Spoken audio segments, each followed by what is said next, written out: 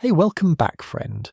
If you are settling in right now, maybe wrapped in something soft, the room a little dark, the world a little quieter than it was an hour ago, then I am really glad you're here. Tonight we're going somewhere beautiful and heartbreaking and stranger than any fairy tale you were ever told as a child. Close your eyes for just a moment and picture a princess. Go ahead. I will wait. I am guessing you saw a tall stone tower, a girl with long hair and a flowing gown, maybe a crown, maybe a kind king for a father, a horse perhaps, a happy ending almost certainly. Now let me ask you something. What if I told you that one of the most famous princesses in all of medieval Europe packed dolls in her wedding luggage, not because she was quirky, not because it was symbolic, because she was 6 years old? What if I told you that she was carried to the altar, literally carried because her legs were too short to walk the procession, with any dignity dressed in blue velvet, her eyes full of tears on her way to marry a man 22 years older than her? And what if I told you that this was not considered a scandal, that this was in fact considered a triumph? There is so much we think we know about what it meant to be a princess in medieval Europe. The banquets, the gowns, the power of a royal name. And some of that is true. The luxury was real, the influence was real, but the full picture, the full complicated, heartbreaking, sometimes astonishing picture, that is a story most people have never been told. And over the next 12 chapters, that is exactly what we're going to explore together. Before we step through those castle gates, though, if this kind of storytelling is something you enjoy, something that makes the end of your day feel a little richer, a little warmer, I would genuinely love it if you took a moment to subscribe and leave a like on this video. Not because I am asking out of obligation, but because when you do, it tells me that what I bring to you actually means something. And if you feel like it, drop a comment down below. Tell me where you're watching from tonight. Are you in bed? On the couch? Somewhere unexpectedly comfortable? I love hearing that. Now lights low, fan on, if you have one, maybe something warm to hold. Let tonight's story begin. The year is 1396. In the city of Paris, inside the royal palace of the Louvre, a girl named Isabella of Valois is 6 years old. She has known her whole short life that she is a princess of France. She has grown up in rooms with painted ceilings and candles that smell of beeswax and honey. Her gowns are made of silk. Her tutors speak to her in measured, respectful tones. By every measure that the medieval world understood, she's one of the most privileged children alive. And in the autumn of that year, her father, the King of France, makes a decision. He's going to give her away. Not in 10 years, not when she is grown. Now, at 6, to the King of England, a widower, a man named Richard II, a man who is 29 years old. The reason is practical, as these reasons always were. England and France had been at war, an exhausting, grinding generational conflict that had dragged on for decades. A royal marriage was the quickest, cleanest way to seal a peace, and a young bride was considered in the cold arithmetic of medieval diplomacy a particularly good investment. Young enough to be shaped, young enough to learn English ways, young enough that no one had yet formed strong opinions about her, which in a princess was considered a virtue. So the negotiations were made. The dowry was calculated, the trousseau was packed, and tucked in among the wedding gowns and the ceremonial robes and the jewelled accessories fit for a queen were her dolls. Now before we go any further, I want to pause here for a moment, because when most of us hear a story like that, our first instinct is to feel horror, and that instinct is not wrong. By any modern standard, what happened to Isabella of Valois was deeply unjust. But here is the thing that makes history so complicated and so fascinating. The people inside these stories did not experience them the way we read them. To the French court in 1396, Isabella's marriage was not a tragedy. It was a success. Her father was celebrated for securing peace. Her mother sent her off with prayers and gifts. The chroniclers of the time wrote about her with admiration, noting that when English ambassadors came to meet her before the wedding to look her over, essentially the way you might inspect a property before purchase, she told them very composedly for a 6-year-old that if it pleased God and her father, she was glad to be Queen of England. She then went back to playing. That composure, that trained quiet acceptance, that is where our story really begins. Because a princess in medieval Europe was not just a girl born into a palace, she was a project. From the moment a royal daughter was born, and often, if we are being honest, from the moment it became clear she would survive infancy, which was never guaranteed, the machinery of her future began turning. Medieval European courts understood children differently than we do. Childhood was not a protected space in the way we now think of it. It was a preparatory stage, a rehearsal. The sooner a girl began learning her role, the better. And the role of a princess was precise. She was a diplomat, a symbol, a vessel for alliance, a future mother of kings. And above all else, she was a representation of her dynasty, which meant that every detail of her life, from her posture to her piety to the language she spoke at table, carried political weight. This sounds abstract until you understand what it meant in practice. It meant that a princess's marriage was rarely discussed with her. It was discussed about her. It meant that her value, and this word was used without irony, was calculated based on her health, her appearance, her bloodline, and the political needs of the moment. It meant that when ambassadors from a foreign court came to evaluate her as a potential bride, they would report back in writing on the colour of her hair, the brightness of her eyes, the pleasantness of her manner, and those reports would be used to finalise negotiations over her future. She was a commodity dressed in silk, and the silk was spectacular. Now here is where I want to offer you a slightly different lens, because it would be easy to tell this story only as a tragedy, and parts of it are genuinely deeply tragic. But many of the women we're going to spend time with over the course of this series, including little Isabella herself, were not simply victims of their circumstances, they were navigators. They worked within systems that were designed to limit them, and some of them found extraordinary ways to move within those limits. Some of them accumulated real power. Some of them shaped the map of Europe. Some of them wrote or commissioned writing or built institutions that still stand today. The story of a medieval princess is not just a story of constraint. It is a story of what happens when intelligence meets a cage. And sometimes, not always, but sometimes the cage does not win. Let us go back to Isabella for a moment, because her story carries so much of what we will be exploring. On the 31st of October, 1396, the night we now call Halloween, which feels oddly appropriate, she was brought to the Church of St. Nicholas in Calais. She was dressed in a gown of blue velvet embroidered with golden fleur-de-lis. She wore a diadem of gold and pearls on her small head.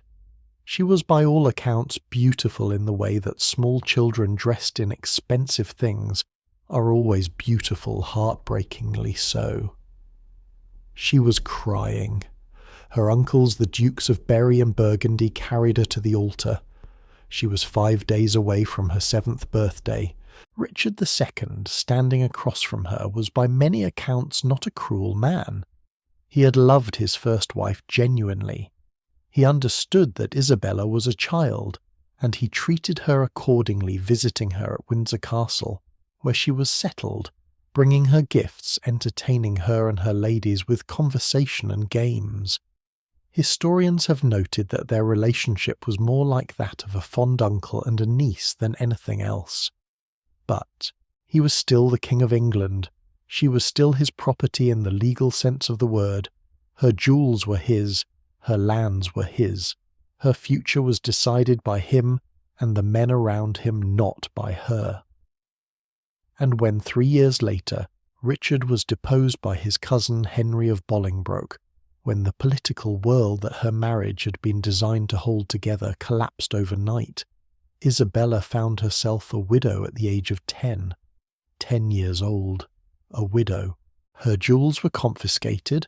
Her dower rights, the income a widow was legally entitled to, were stripped away. She was held in England against the wishes of her French family for nearly 2 more years, while the new King Henry IV tried to negotiate a second marriage for her, this time to his own son. She refused. This is the part I want you to sit with for a moment. A 10-year-old girl in a foreign country, having lost everything, being pressured by a king, said no. She refused to speak at court. She went into mourning.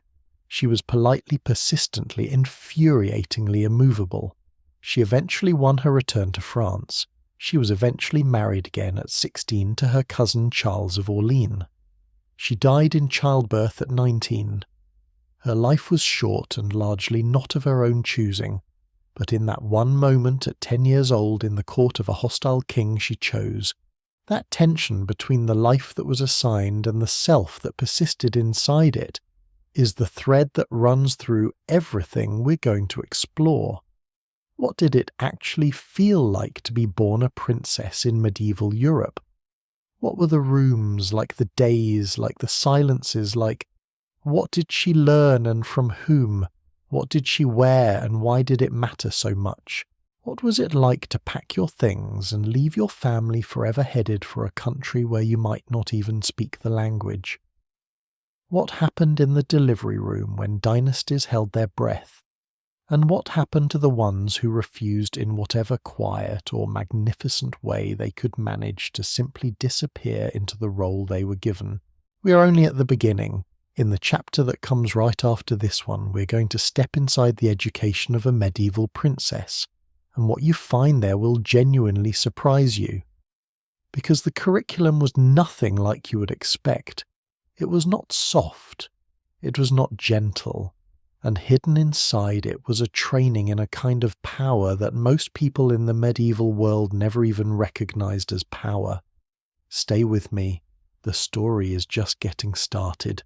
Something I have always found fascinating about medieval history, and honestly a little humbling, is how thoroughly we underestimate the women in it. We look back at the Middle Ages and picture a world where girls were kept decorative and ignorant, where women embroidered and prayed and waited to be married off. And sometimes, yes, that was true. But for the daughters of European royalty, the reality was something far more intricate, far more demanding, and in certain ways far more impressive than anything we tend to give it credit for. Let me put it plainly, a medieval princess was not educated to be charming. She was educated to be formidable. The question is, what exactly did that look like? Picture a girl of about 7 or 8 seated at a long wooden table in a room warmed by a single fire. Outside, the castle grounds are alive with noise, horses, servants, the clatter of daily life in a great household. But in here it is quiet. Her tutor, often a cleric or a learned woman of the court, sits across from her.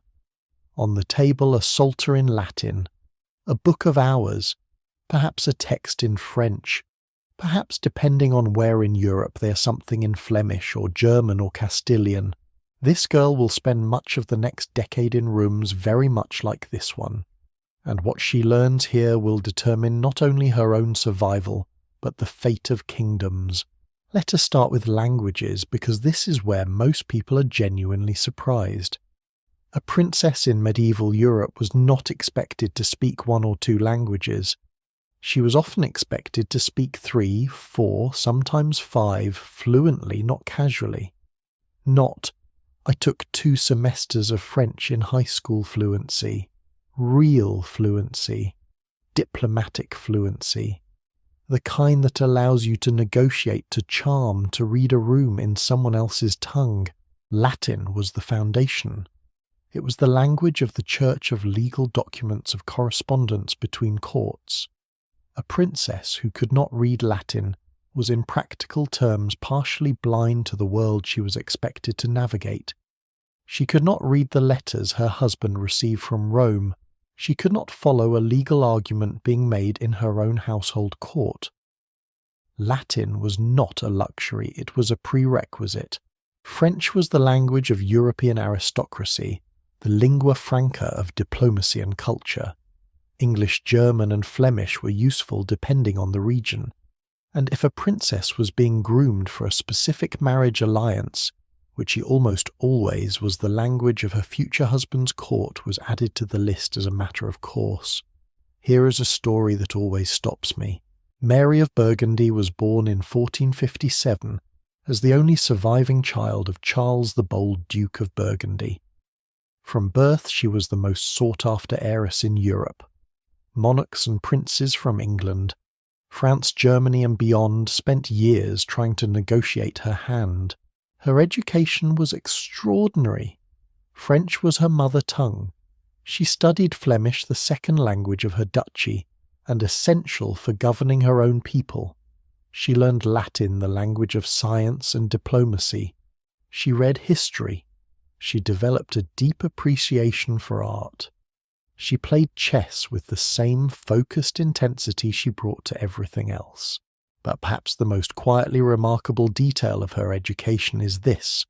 When her stepmother, Margaret of York, arrived in Burgundy in 1468, the two women learned from each other. Mary learned fluent English from Margaret. Margaret learned French and Dutch from Mary.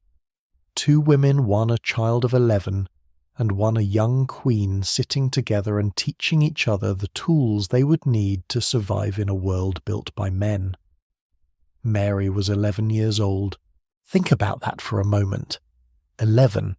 Teaching a grown woman, learning from her in return, running what was effectively a private diplomatic exchange without anyone ever framing it that way. But language was only one layer of the education. There was also the training in household management, and here is where I want to push back against how that phrase sounds, because household management in a medieval royal context was nothing like what we might picture today. Managing a royal household meant overseeing an enterprise that could involve hundreds of people. Ladies-in-waiting, chamberwomen, servants, stewards, clerks, physicians, priests, musicians, cooks, stable hands. A princess who married a king would one day be responsible for coordinating all of it. The domestic economy of a small city essentially ran out of a palace. She had to understand accounting well enough to know when her steward was stealing from her. She had to understand estate law well enough to manage the lands that came with her dowry. She had to understand supply chains, how much grain to store for winter, how to provision an army when her husband went to war, how to keep a castle fed and functional during a siege. Does that sound like embroidery and music? It was not.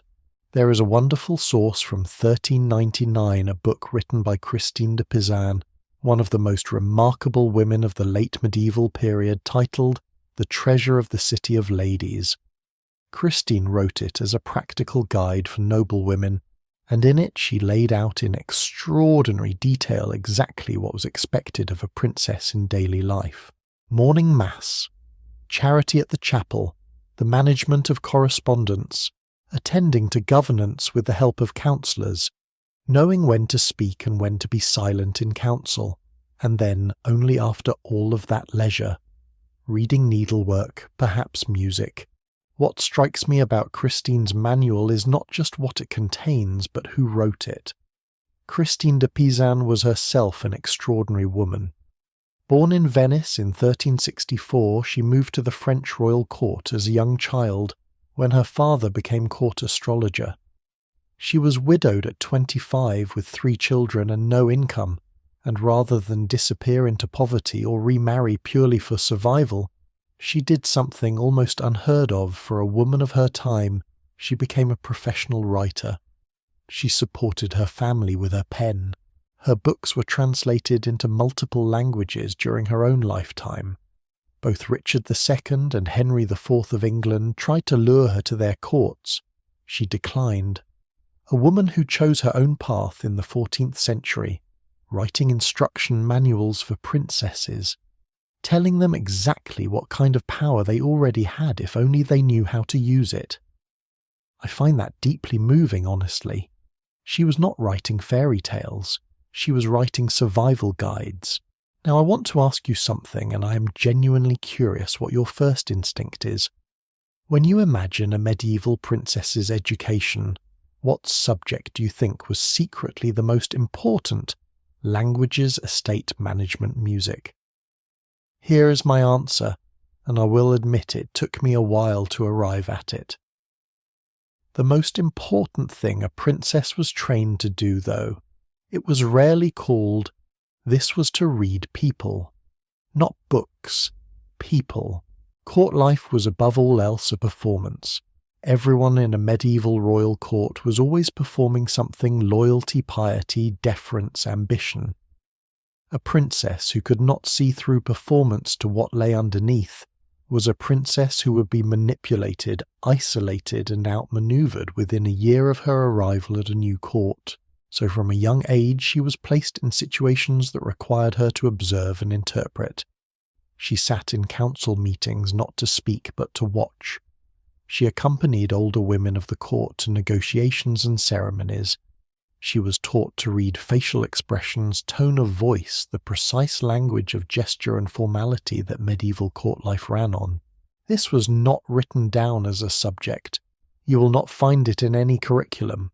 But every experienced woman in a royal household knew it was the skill that mattered most, and they passed it on quietly, the way practical knowledge has always been passed between women, through proximity, through imitation, through a hand on a shoulder, and a whispered correction in the ear. There is one more dimension of this education that I want to spend a moment on because it is the one most often completely overlooked. A princess was also, and this might surprise you, educated in theology and moral philosophy. Not in a vague Sunday school sort of way, in a rigorous way. In a way that gave her a framework for making arguments, for defending positions, for engaging with powerful men on terms they had to respect. The church was the single most powerful institution in medieval Europe. A princess who could engage intelligently with theological questions, who could quote scripture and engage with canon law, who understood the political dimensions of religious authority, she had access to a kind of conversation that no one could easily shut her out of. Margaret Beaufort, whose story we will spend more time with later in this series, was a woman of deep theological commitment. She taught herself to translate devotional text from French into English. She later expressed genuine regret that she had never fully mastered Latin, because it meant she could not read certain texts in their original form. This was not piety as performance.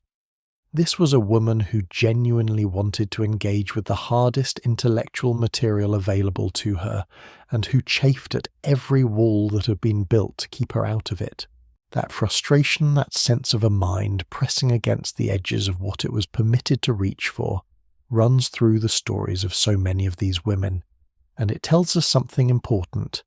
The education was designed to make them useful, but in the hands of the right woman it made them dangerous. Dangerous in the best possible sense, sharp, capable, difficult to dismiss, impossible to fully control. Here is the other side of this, and I think it is worth sitting with. For every princess who flourished under this kind of training, there was another who did not, who was poorly educated or whose education was interrupted by an early marriage, who arrived at her husband's court without the languages she needed, without the political instincts she needed, and found herself completely adrift. The chronicles are full of these women too, queens who were never trusted, never consulted, who faded into the background of their own courts and left almost no trace in the historical record. Their invisibility is itself a kind of testimony. Education was not equally distributed even among royalty.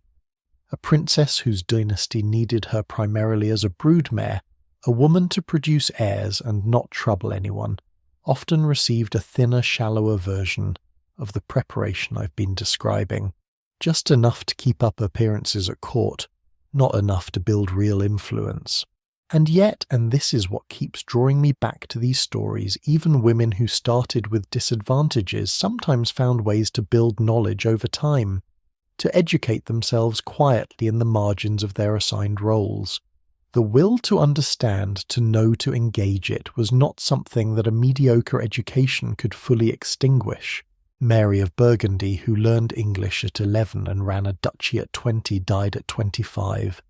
She fell from her horse during a falcon hunt near Wynendael Castle in the spring of 1482. Her horse stumbled crossing a newly dug canal. The saddle belt broke. She was thrown, the horse came down on top of her, and she suffered internal injuries from which she never recovered. She lingered for several weeks. She was pregnant at the time of the accident. She died on the 27th of March, 1482. Her husband Maximilian, by all accounts, never fully recovered from the loss. He remarried as kings must. He had other children. He went on to become the Holy Roman Emperor and carved his name into the history books alongside great men of his era. But those who knew him said he never loved again in the way he had loved Mary, a woman who learned 5 languages, who taught herself to govern, who chose her own husband against the wishes of every political adviser around her, who at 20 managed a duchy under siege with a courage that her contemporaries called extraordinary. Gone at 25. There is something about that which I find hard to move past quickly, so I will not. 25 years old, and she had already become more than most people manage in a lifetime. So, we have looked at the classroom, the languages, the household management, the quiet art of reading people, the theological training. We have met a woman who wrote survival guides for princesses. We have spent a moment with a princess who became a duchess and was gone before she turned 26. But here is the thing about education, about all that careful, deliberate preparation. It was ultimately in service of something very specific, a public image. Because in medieval Europe, a princess was not just a person. She was a symbol. Every choice she made about how she appeared in public, what she wore, how she moved, where she stood, what her face did when she was in a room full of people watching her, all of it spoke a language more powerful than any of the 5 languages Mary of Burgundy had studied. Coming up next, we're going to step into the wardrobe, and I promise you it is nothing like what you are imagining. Right, let us step away from the schoolroom for a moment, because what we are about to explore lives somewhere entirely different. It lives in the wardrobe. And before you picture rows of beautiful gowns hanging in candlelit silence, let me offer you a slightly different image. Picture instead a room where the most important political decisions of a princess's life were made not by her father, not by her advisers, but by the specific weight of fabric on her shoulders, by the precise quantity of ermine at her hem, by whether the dye in her gown had been sourced from the Eastern Mediterranean or made locally from cheaper materials. In medieval Europe, what a princess wore was not fashion. It was argument. It was proof. It was in the most literal sense politics made visible. Here is something that took me genuinely by surprise when I first encountered it. In the 15th century, if you walked into a large gathering of European nobility and looked around the room, you could read the entire social and political order of the kingdom without a single word being spoken. The clothes told you everything. And this was not accidental. It was law. Across medieval Europe, governments passed what were called sumptuary laws, detailed regulations specifying exactly who was permitted to wear what. The colour purple, for instance, derived from a dye so rare and expensive it had been reserved for emperors and kings since antiquity. Ermine, the white and black spotted fur of the stoat in its winter coat, was legally restricted to royalty and the highest nobility in many kingdoms. Cloth of gold, sable and brocade woven with metallic thread, these were not just expensive choices. They were symbols that commoners were explicitly forbidden from imitating under penalty of fines or worse. The English Parliament passed a significant Sumptuary Act in April of 1463, the first comprehensive attempt at regulating clothing across the entire English social hierarchy. It restricted the use of royal purple and several specific grades of fur to nobles of the highest rank. A second act in January of 1483 went further, confining cloth of gold, sable ermine and velvet on velvet to knights and lords. Think about what that means in practice. When a princess walked into a room wearing a gown of purple velvet trimmed with ermine and embroidered with gold thread, she was not making an aesthetic choice. She was making a statement about her lineage, her dynasty, and her right to occupy the space she was standing in, a statement backed by law and understood by everyone in the room. That is not fashion. That is armour. Now let me introduce you to a woman whose wardrobe remains even now one of the most extraordinary examples of clothing as political communication in all of medieval history. Her name was Anne of Brittany. Born in 1477, Anne was the only surviving child of Francis II, Duke of Brittany, and as such, from a very young age, she was the most fought-over heiress in Western Europe. The Duchy of Brittany was wealthy, strategically positioned, and fiercely independent. Every major power on the continent had an interest in who Anne married, because whoever Anne married would in effect gain control of Brittany. By the time she was a teenager, her father had already promised her hand in marriage to no fewer than 4 different men at various points, using the prospect of Anne as a diplomatic tool in negotiations with England, with the Holy Roman Empire, with France. She was betrothed at different times to Edward, Prince of Wales, to Maximilian of Austria, yes, the same Maximilian who married Mary of Burgundy, to a nobleman from Lorraine. And eventually, by the time she was 14, she found herself in an impossible situation. French forces had invaded Brittany, her father had died, and she was alone at the head of a duchy that could not hold out much longer against the most powerful kingdom in Europe. What did she do? She got dressed. When Anne travelled to Tours in 1491 to meet the French King Charles VIII, essentially to negotiate her own capitulation, though no one was quite calling it that yet, she did not arrive looking like a defeated duchess. She arrived looking like a queen. Her horses were trapped in 12 yards of black velvet and 3 yards of red. She travelled in her own coach, an extraordinarily rare vehicle for the time, which itself communicated wealth and sophistication. She was dressed in a gown of black velvet and satin that reportedly cost over 60,000 francs. Over it she wore a velvet cloak trimmed with 139 sable pelts. 139. Someone counted. And a wedding dress, when the marriage to Charles was finalized, was described as being made of a fabric so heavy with embroidered gold thread that the metallic surface essentially replaced the cloth beneath. An extraordinary piece of craftsmanship and an extraordinary piece of calculation. Because Anne understood something that many people around her either overlooked or deliberately ignored. The woman who controls how she is seen controls to some meaningful degree how she is treated. She was 14 years old and she already knew this. Can I ask you something? When you think about the most powerful outfit you've ever worn, maybe for a job interview or a first date, or a moment when you needed to walk into a room and be taken seriously, what did you choose? Most of us have felt some version of what Anne felt, even if the stakes were considerably lower. The clothes we put on our bodies carry meaning. They tell a story before we open our mouths. Anne of Brittany just happened to be doing this in the 14th century on behalf of an entire duchy, with the political fate of a people hanging in the balance. No pressure. What I find fascinating and a little heartbreaking is that clothing was one of the very few forms of expression over which a princess had any real control. She could not choose her husband. She could not in most cases choose her residence. She could not choose to enter or leave public life according to her own preferences.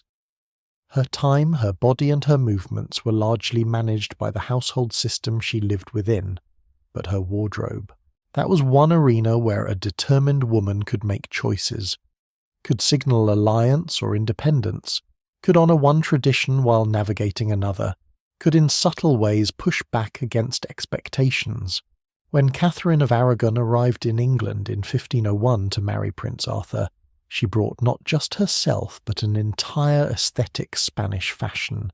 Spanish embroidery, a particular style of farthingale petticoat that had never been seen at the English court. Within years, elements of Spanish court style had spread throughout the English nobility. She changed what England wore. Think about that. A foreign princess arriving in a country where she knew almost no one, leaving a permanent stylistic mark on an entire court culture. Later decades down the line, when her marriage to Henry VIII was dissolving and Anne Boleyn was rising to replace her, Catherine famously ordered new household liveries embroidered with the intertwined letters H and K Henry and Catherine long after her rival had taken her place at court. She refused through her wardrobe to accept that she'd been replaced. It was not a military manoeuvre, it was not a legal argument, but it was a statement, and everyone at court understood exactly what it meant.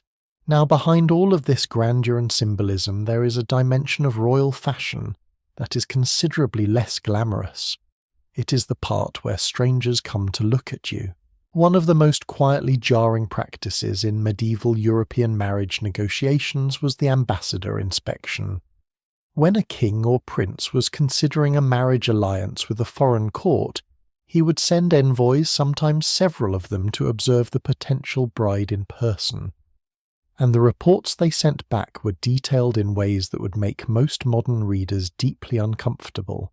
They described height and bearing, the colour of eyes and hair, the condition of teeth, whether the princess moved gracefully or seemed clumsy, whether she appeared healthy, meaning crucially, whether she looked like she could survive childbirth and produce living heirs, whether her figure suggested in the polite language of diplomatic correspondence the capacity for motherhood. The princess knew this was happening. She was dressed and presented specifically for these evaluations. Her household would have spent days preparing her appearance, rehearsing her posture, coaching her on exactly how to enter a room, how to receive guests, how to smile and speak, and hold herself under the scrutiny of men who are essentially shopping. There is something almost unbearable about imagining this, a girl of 12 or 15 standing in her finest clothes in front of strangers who are writing down their assessment of her body for a king she has never met. And yet, here is the part that complicates the picture. The princess was also watching them. She was observing how they behaved, how they treated her attendants, whether they were courteous or dismissive. She was forming her own first impressions of the kind of court she might be marrying into. She was within the limited space available to her gathering information. The inspection ran in both directions. It just was not acknowledged to run that way. Princess Margaret of Scotland offers a particularly vivid example of what this could look like in practice. In the 1430s, she was being considered as a bride for Louis the Dauphin of France, the future Louis XI. When the French ambassadors arrived at the Scottish court to evaluate her, they reported back that she was slight in build, more studious than robust, and somewhat quieter in manner than they had expected. What the reports did not fully capture was that Margaret was already known, even as a young girl, for her love of poetry and literature. She arrived in France, eventually married the Dauphin, and proceeded to spend years at the most sophisticated court in Europe, a court that valued wit, poetry, and intellectual elegance above almost everything else. She had been evaluated for her body. What she brought with her quietly was her mind. There is one more layer to this that I want to explore before we move on, because it sits at the intersection of fashion and something much more personal. A princess's clothing was not just public armour. It was also, in a strange way, one of the few spaces where emotion could be expressed. Colours carried meaning beyond hierarchy. Black was mourning, and in a world where death came frequently and without much warning, a princess in black was making a statement about grief, about loyalty, and about memory. When Isabella of Castile appeared publicly in certain colours following the loss of her beloved son Juan, those choices were read by everyone around her as deliberate communications. Jewellery told lineage the specific jewels a princess brought from her mother's court, worn deliberately at her new husband's court, were a visible reminder that she belonged to a dynasty that still existed and still mattered even when she was far from home, and gifts of fabric and clothing between royal women functioned as a whole private language of alliance and affection. When a queen sent a particular cloth to a noblewoman, or when a princess embroidered a gift with the specific symbol, the recipients understood the layers of meaning that lay beneath the surface. It was a language that women had built quietly within the constraints of a world that gave them very little official space. Here is something I come back to often thinking about all of this. In the late medieval period, a single royal gown could cost more than a craftsman earned in an entire year. The most elaborate wedding dresses of the era involved dozens of tailors working through the night records, survive of 35 tailors working 4 consecutive days and nights to complete the wedding clothes of Princess Elizabeth of England in 1297, each paid 6pence a day for the privilege of barely sleeping. All of that labour, all of that material, all of that calculation about colour and fur and embroidery and weight, for what?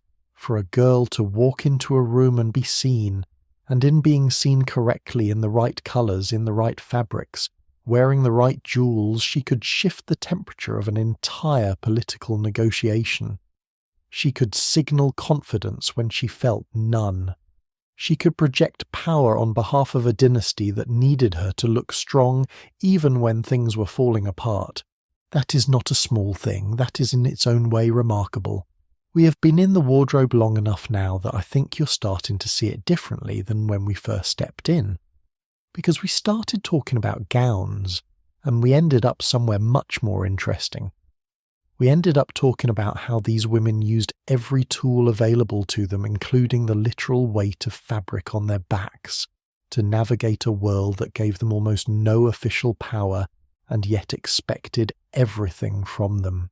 And none of what we have explored so far, not the education, not the clothing, not the careful cultivation of image and posture and presence, none of it prepared a princess for the thing that waited for her next. Because after the dress was chosen, after the ambassadors had filed their reports, after the treaty was negotiated, and the dowry agreed upon, came the moment that every princess dreaded and every dynasty waited for. The moment she had to leave. Leave her home, leave her language, leave her family probably forever, and travel often across enormous distances through genuine danger to a country she had never seen, to live among people she had never met, to become a stranger in a land that would now call her its queen. That journey and everything it cost is what we're going to sit with next. There is a particular kind of tension that lives in medieval marriage records, and once you start reading them, you cannot quite shake it. On one side of the parchment, you have the language of diplomacy, cool, precise, businesslike. Clauses about dowry payments, territorial claims, military obligations, dates of ceremony, the vocabulary of trade. On the other side, sometimes in the margins, sometimes buried in a chronicle entry, written years later, you find the human beings the document was about. A girl who cried, a king who stiffened with inexplicable revulsion the morning after his wedding, a teenager who crossed a mountain range to marry a man she had never met, carrying everything she owned in a train of carts behind her. These two realities, the political calculation and the lived human experience, existed simultaneously in medieval royal marriage. And understanding both of them, I think, is the only way to truly understand what it meant to be a princess in this world. Let us be completely honest about the mechanics first, because there is something almost breathtaking about how clinical it all was. A royal marriage in medieval Europe was in its most essential function a treaty between dynasties. Two families, sometimes two nations, negotiated terms the way they might negotiate the transfer of a port or a stretch of coastline? Which lands would change hands? What was the dowry? What were the dower rights? The income the bride would be guaranteed if her husband died before her? Were there military obligations attached? What happened to children born of the union in terms of inheritance? These negotiations could take years. They involved ambassadors travelling back and forth across hundreds of miles, letters that took weeks to arrive, counter-proposals, revised terms, broken deals, and occasionally the complete collapse of negotiations when political circumstances shifted overnight. And throughout all of it, all those years of negotiation, all that correspondence, the princess herself was often the last person in any room to be consulted. Here is something that I find genuinely strange the more I sit with it. Medieval canon law, the law of the church, actually required the free consent of both parties for a marriage to be valid. A marriage entered into under duress was technically not a marriage at all. The church was explicit about this. In practice, of course, consent was managed. A princess was prepared from childhood to understand that her future marriage would serve her dynasty. When the time came and she was asked because the form had to be observed, she said yes. What else would she say? She'd been raised to say yes. The alternative was unthinkable, and in many cases the alternative carried real consequences. Daughters who refused or delayed could be imprisoned, disinherited, or used as leverage in ways that were considerably less comfortable than a foreign marriage. So yes, technically she consented. The consent of someone with no real alternative is a complicated thing. Now here is where I want to slow down, because I think the standard telling of this story tends to flatten it in a way that is not entirely fair to these women. The picture most people carry of medieval royal marriage is unrelieved, bleakness, girl traded like livestock, happiness, irrelevant misery guaranteed. Some of it was that bleak, absolutely, but the reality was considerably more varied. And some of the most fascinating stories from this period are the ones that refuse to fit neatly into that dark frame. Let us talk about Eleanor of Castile. Eleanor was born around 1241 in Spain, the daughter of Ferdinand III of Castile and his second wife, Joan. She was 13 years old when she married Prince Edward of England, the future Edward I, in November of 1254 at the monastery of Las Huelgas in Burgos. Edward was 15. The marriage had been arranged to resolve a territorial dispute. Eleanor's brother Alfonso had been pressing a claim to the English-controlled Duchy of Gascony, and Henry III of England had responded by insisting on a marriage alliance as part of the peace settlement. Edward was sent to Castile, was knighted by Alfonso, and married Eleanor all within the same month. The two had never met before Edward arrived in Burgos. By every measure of political calculation, this was a routine transaction. What happened next was not routine at all.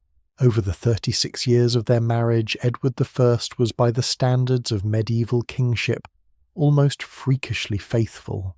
No mistresses, no acknowledged illegitimate children, no parallel household. In an era when royal infidelity was so expected that it was barely worth remarking upon, his fidelity to Eleanor was noted by contemporaries as something unusual, something worth mentioning. They travelled together constantly through Wales, through Scotland, through France, through Sardinia and Cyprus and the Holy Land. Eleanor accompanied Edward on crusade, leaving her young children behind in England to follow her husband into genuine danger in the Middle East. Chroniclers remarked on it. This was unusual. This was a choice. When she fell ill and died in November of 1290 near Lincoln, Edward was by her side. He wrote afterward to the Abbot of Cluny in France, "Whom in life we dearly cherished, and whom in death we cannot cease to love." He then ordered 12 memorial crosses erected at every place where her funeral cortege rested on its journey back to London. The Eleanor crosses, 3 of them still stand today, for a man who spent the rest of his reign being feared for his ruthlessness, and he was ruthless, absolutely ruthless. The grief in that sentence feels completely unguarded, real in a way that political correspondence almost never is. So, yes, an arranged marriage, a trade of a princess for a peace treaty, and also somehow a love story that carved itself into the landscape of England in stone. I'm not sure what to do with that exactly, other than to sit with the complexity of it and resist the urge to simplify. Can I ask you something? If you had to decide right now in this moment without knowing anything else, would you say that arranged marriages in medieval Europe were mostly terrible, mostly fine, or somewhere genuinely in between? Hold that thought, because the next story I want to tell you will probably push you toward one end of that spectrum quite firmly. The 14th of August, 1193. The cathedral at Amiens is full of light and ceremony. Nobility has gathered from across the French kingdom. Choirs are singing. King Philip II of France. Philip Augustus they call him for his ambition, and his grandeur is about to be married for the second time. His first wife had given him a son but died in 1190. He needs more heirs. He needs political allies. His choice falls on Ingeborg. She is the daughter of King Valdemar I of Denmark. She's approximately 18 years old. Contemporary accounts describe her as beautiful, educated, pious, and wise. Her dowry is 10,000 marks of silver. Her brother King Canute VI of Denmark is an increasingly powerful figure in the north, and a Danish alliance has its uses. The ceremony takes place. Ingeborg is crowned Queen of France. Everything goes according to plan. And then the morning after the wedding, something goes catastrophically, mysteriously, inexplicably wrong. Philip Augustus wakes up and decides he cannot endure his wife. Not that they had argued. Not that she had offended him. Not that anything, as far as anyone could tell, had actually happened. He simply looked at her, this beautiful, educated, newly crowned queen, and experienced a revulsion so intense and so total that he immediately began making arrangements to send her back to Denmark. Ingeborg, when told, reportedly cried out in anguished, barely coherent Latin, "Mala Francia, Roma, Roma, bad France, to Rome, to Rome." It was all she had. She had been in the country for less than 24 hours. She spoke almost no French. She knew almost no one. And her husband, the most powerful king in Western Europe, had just decided she did not exist. What followed was one of the strangest and most drawn-out marital disputes in the history of medieval Europe. Philip attempted to have the marriage annulled almost immediately, claiming variously that the couple were too closely related that the marriage had not been consummated, and at one point remarkably that Ingeborg had bewitched him on their wedding night and caused him to be incapable. The French bishops, eager to please their king, cooperated. Ingeborg refused. This is the part I want you to understand clearly because it is genuinely astonishing. A foreign princess alone in a country she had just arrived in, stripped of status, denied visitors, subjected to conditions that a pope later wrote to Philip about, with unmistakable alarm, and she simply would not give in. She appealed to Rome repeatedly. She insisted over and over that the marriage was valid, that it had been consummated, that she was the rightful Queen of France, and that she would not sign any document that said otherwise. The Church backed her. Pope Celestine III condemned Philip's actions in 1195. Pope Innocent III years later went further. He placed all of France under interdict in 1200, meaning that church services across the entire kingdom were suspended until Philip treated his queen properly. An entire country's relationship with the church disrupted because one woman refused to disappear. Philip eventually, after more than 20 years, reconciled with Ingeborg. Not from any change of heart, but because his political situation shifted, and a Danish alliance became useful again. They never lived together. He died in 1223, leaving instructions that his son Louis treat her with respect. She outlived him. She died in 1237. For most of those 44 years she'd been Queen of France in name, and essentially nothing else confined, isolated, denied the resources and status of her position. She never returned to Denmark. She never had children. She spent decades in a country whose king despised her, for reasons that no one, including the historians who have studied the case for centuries, has ever satisfactorily explained. What happened that night in Amiens, nobody knows. Theories range from a sudden seizure of some kind to psychological trauma, to a medical condition, to simple inexplicable revulsion of the kind that occasionally strikes human beings when confronted with another person they were supposed to desire. There is no answer. What there is instead is Ingeborg herself enduring, insisting, surviving, outlasting the king who tried to erase her. These two stories, Eleanor and Ingeborg, represent the two poles of what medieval royal marriage could be. And the thing that troubles me most about both of them is the same thing. In both cases, the princess had no power whatsoever over whether she ended up with a story like Eleanor's or a story like Ingeborg's. Eleanor was extraordinarily lucky.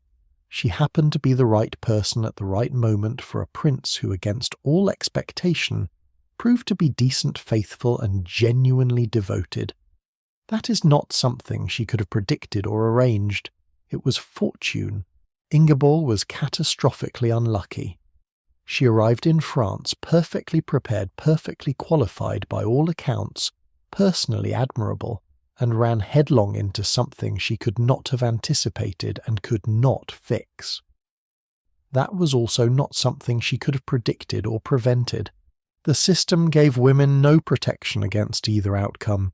It did not reward virtue or punish cruelty with any reliability. A princess who did everything right could still end up like Ingeborg. A princess who entered her marriage as a terrified stranger could still end up like Eleanor. The randomness of it is, I think, the most quietly devastating part of the whole arrangement. And yet, and I keep coming back to this, these women were not simply passive recipients of their fates. Even within the narrow space available to them, they made choices. Ingeborg chose not to give up. She had every reason to capitulate and every pressure applied to make her do so, and she refused. Not loudly, not with armies or declarations. With simple, stubborn insistence on the legal truth of her situation, Eleanor chose repeatedly to go where Edward went, even when it meant leaving her children, even when it meant physical danger, even when the easier and more conventional choice would have been to stay behind and manage the English court in his absence. She chose partnership over comfort. Neither of those choices was available to them because the system offered it. Both were carved out of the system by women who decided that some things mattered enough to insist on. There is one more dimension of this that I want to touch on before we move forward, because it has been sitting with me throughout this whole section. Think about what it meant to be negotiated over, not just once, but repeatedly. A princess could be betrothed, then have the betrothal broken for political reasons, then be betrothed again to someone else, then have that also fall apart, then find herself finally married to a third or fourth choice, who may have barely entered the original calculations. Margaret Beaufort, whose story we will spend more time with, was betrothed to one man, that betrothal dissolved, then given to another. Her older contemporary Anne of Brittany was promised to at least 4 different men before her marriage was finally concluded. Each of those negotiations involved her being assessed, discussed, valued, and ultimately disposed of according to considerations entirely beyond her control. The emotional weight of that being repeatedly almost married, watching alliances form and dissolve around your name, never quite knowing what shape your future would take, is something I think we rarely try to fully imagine.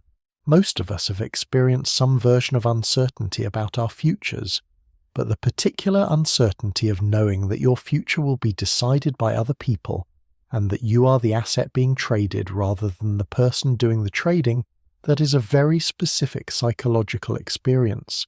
And yet there they are in the records, functioning, negotiating, surviving, some of them eventually thriving. We've been inside the marriage market for a while now, and I think it is time to follow one of these women through the door that opens after the contract is signed. Because what came next was in many ways even harder than the negotiation. What came next was the journey. A princess who had just been traded at whatever age to a court in a country she may never have visited, speaking a language she may not yet know, going to live among people who are strangers, that princess now had to pack everything she owned, say goodbye to the people she loved and travel. How far did she travel? How dangerous was it? What did she bring? And what did it cost her to leave not just once, but permanently? That is where we are going next. The morning always came eventually. You could delay it with negotiations, stretch it with diplomatic correspondence, add weeks to it, by insisting on a larger escort or a more favourable sailing season, but the morning always came. The trunks were packed, the horses were ready, the household was assembled in the courtyard, and the princess, whatever her age, whatever she felt, had to walk out the door. This moment is one of the most consistently overlooked aspects of medieval royal life, and I think it is overlooked because it does not fit neatly into either the fairy tale or the tragedy. It is something stranger and quieter than both. It is the moment of departure, of permanent severance from everything familiar. And in many cases it was not just a journey to another city or another country. It was a journey to another life, entirely one from which there was no road back. Let us think about the logistics for a moment, because they matter more than most people realise. When a princess left her father's kingdom to travel to her future husband's court, she was not just moving house. She was leading an operation of considerable complexity and genuine physical danger. The roads of medieval Europe were not the smooth signposted highways we move along today. They were rutted, often unpaved, frequently impassable in winter, and riddled with the ordinary hazards of the pre-modern world. Bandits operated along major routes. Bridges were unreliable. River crossings could fail. Illness spread through a travelling party with no warning and no good remedy. Travel by sea, when required, added its own entirely separate category of risk. Medieval ships were small by our standards and completely at the mercy of weather. Storms that would barely inconvenience a modern vessel could scatter a medieval fleet across hundreds of miles of ocean. Ships sank. Ships ran aground. Ships were boarded by pirates. And yet through all of this a princess travelled with the full ceremony her status demanded. That meant a retinue of dozens, sometimes hundreds of people. Ladies in waiting, household servants, guards, stewards, chaplains, physicians, musicians. Wagons loaded with trunks, her clothing, her bedding, her personal chapel equipment, her dowry goods, her entire material world packed into portable form. Horses and pack animals extending back along the road farther than the eye could see. The spectacle was intentional. She was not just travelling. She was advertising. Her dynasty's wealth and prestige travelled with her, communicated through the sheer size and splendour of her convoy to every community she passed through. Ordinary people came out to watch from the roadside. They might never see anything so magnificent again in their lifetimes. It was in that way a performance of power. But inside the carriage, one of the very few in existence in a world where even most kings rode on horseback, there was just a girl watching the only home she'd ever known recede behind her. Of the many bridal journeys I've spent time reading about, one stands apart in a way that I find genuinely impossible to shake. The year was 1348. A 14-year-old English princess named Joan, daughter of King Edward III, and his wife Philippa of Hainault. A girl described by her father as the child he loved.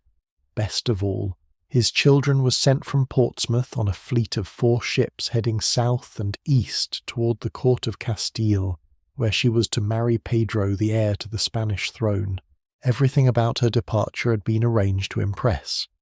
Edward III was a king who understood the language of magnificence, and he had no intention of sending his favourite daughter to Castile looking anything less than extraordinary. Joan's trousseau alone required an entire ship to transport. Not a wagon, a ship.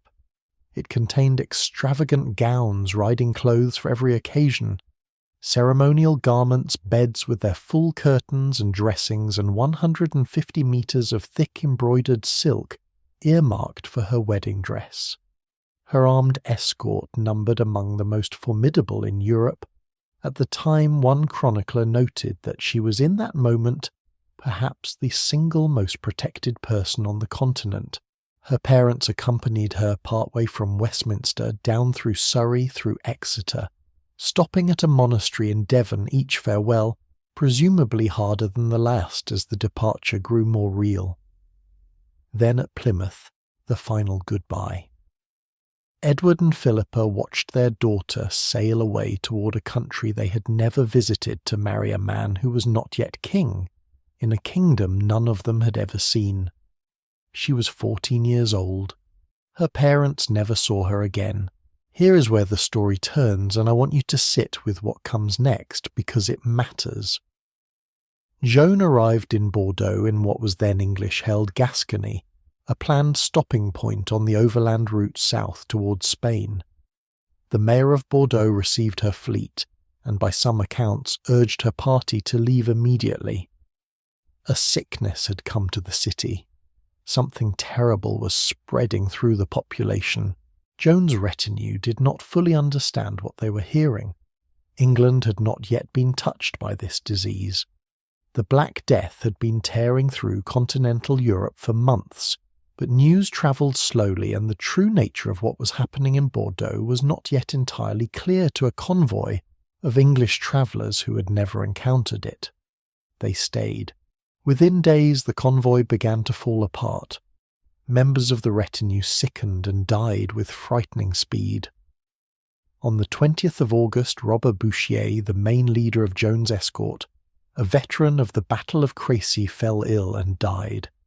Joan herself was moved to the small village of Lormont just outside Bordeaux, where the air was thought to be cleaner. She could not be saved. She died on the 2nd of September 1348. 14 years old, alone or nearly alone in a strange village, in a country thus not her destination, surrounded by the ruins of a retinue that the plague had destroyed. She'd never reached Spain. She had never met her husband.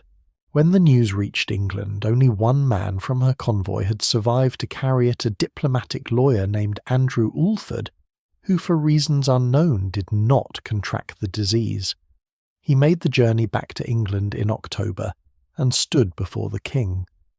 Edward III, who had watched his daughter sail away in magnificent triumph, just months before wrote to the King of Castile with words that strip all political language away entirely. He wrote in part, "Destructive death who seizes young and old alike, sparing no one, and reducing rich and poor to the same level, has lamentably snatched from both of us our dearest daughter, whom we loved best of all." And then, as if aware that grief needed something to lean on, he added, "No fellow human being could be surprised if we were inwardly desolated by the sting of this bitter grief, for we are humans too. For we are humans too." I have read that sentence many times, and I am not sure it ever quite loses its weight. The most powerful king in England reduced to that, to simply insisting that he was allowed to feel what he felt. He sent men to retrieve Joan's body and bring her home. There is no record that they succeeded. The exact location of her burial remains unknown. I want to stay with the journey itself for a little longer, because Joan's story represents an extreme version of something that was true in smaller degrees for almost every princess who made one of these crossings. The danger was real. Not just from plague, though. That particular terror was new in the 1340s. Storms at sea were a constant. Roads in winter were often impassable. Accidents happened. Even the most carefully managed royal convoy was operating in a world that did not reliably bend to the wishes of powerful families. And beneath the physical danger was another kind of danger, the psychological one. A princess on her bridal journey was for the first time in her life neither fully part of her old world nor yet part of her new one. She'd left her family. She'd not yet arrived at her husband's court. She was, for however long the journey lasted, days, weeks, sometimes months, suspended between two identities. The girl she had been and the queen she was supposed to become.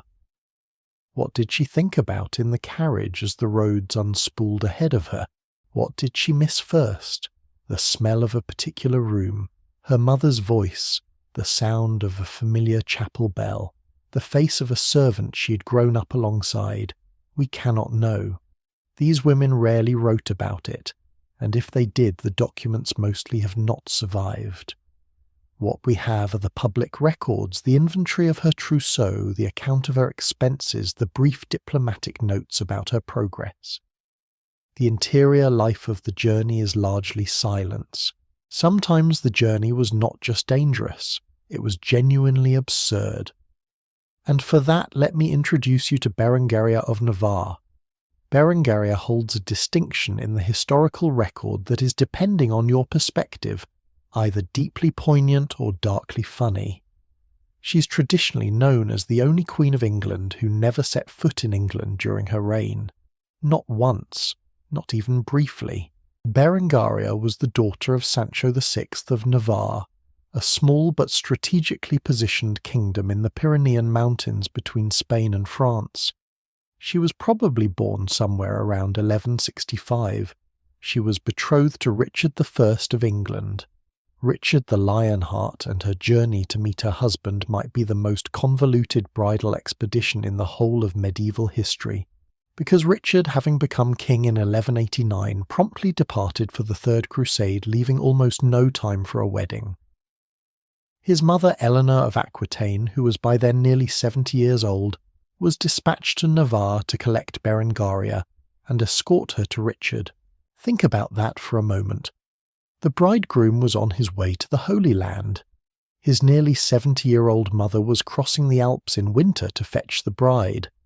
The bride herself was travelling from Pamplona through the Pyrenees down the length of the Italian peninsula across the Mediterranean, following a crusade army across half the known world, trying to catch up to a man she barely knew so that she could marry him somewhere in the middle of it all. They were supposed to meet in Sicily. Berengaria arrived in Sicily during Lent. Marriage was forbidden during Lent. Richard was already sailing for the Holy Land. The wedding would have to wait. Berengaria and Richard's widowed sister Joan set sail from Sicily on a separate ship from Richard's fleet. A storm hit. Their ship ran aground near the island of Cyprus. The local ruler Isaac Komnenos threatened to capture them. Richard had to turn his crusading fleet around, conquer the entire island of Cyprus, depose its ruler, and then, while all of this was going on, got married.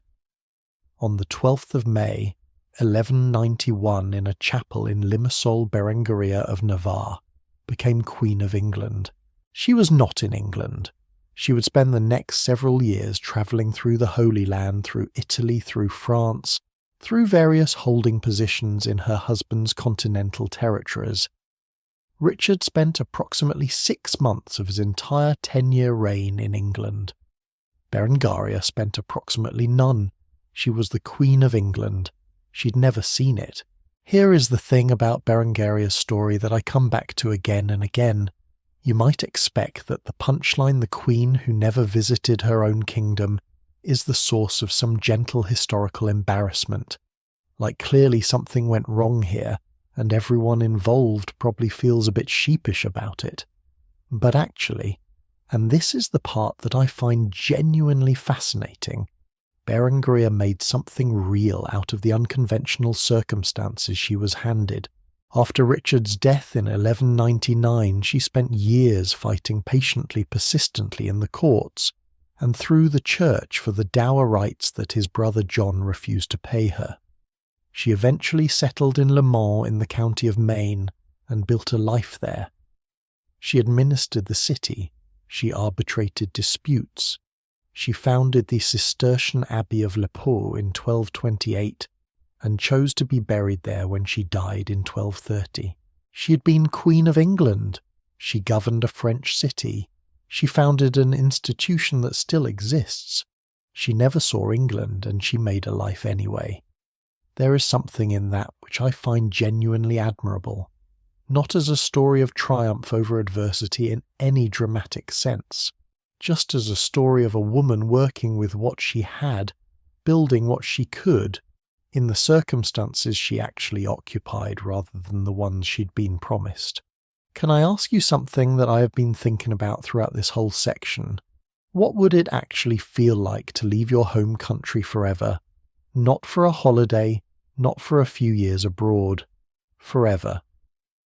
With the realistic understanding that you would probably never see your family again, that letters would take weeks or months to arrive, that the people you loved were moving through time in a world you could no longer access. I think we intellectually understand that this is what happened to these women, but I'm not sure we fully feel it. Modern immigration is already one of the most emotionally complex human experiences, and modern immigrants can in most cases go back. They can call, they can video chat, they can maintain the thread. Medieval princesses could not. The farewell at Plymouth or at the city gates or at the harbour of whatever port they sailed from, that was final. Not probably final. Definitively, almost certainly final. And they left anyway. Because they had to. Because the alternative was worse.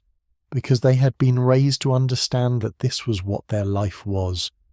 And then because they had no choice but to do so, they arrived. Arrival was its own particular ordeal, though one that is easier to document because it happened in public. When a princess arrived at her new court, everything was watched. Everything was evaluated.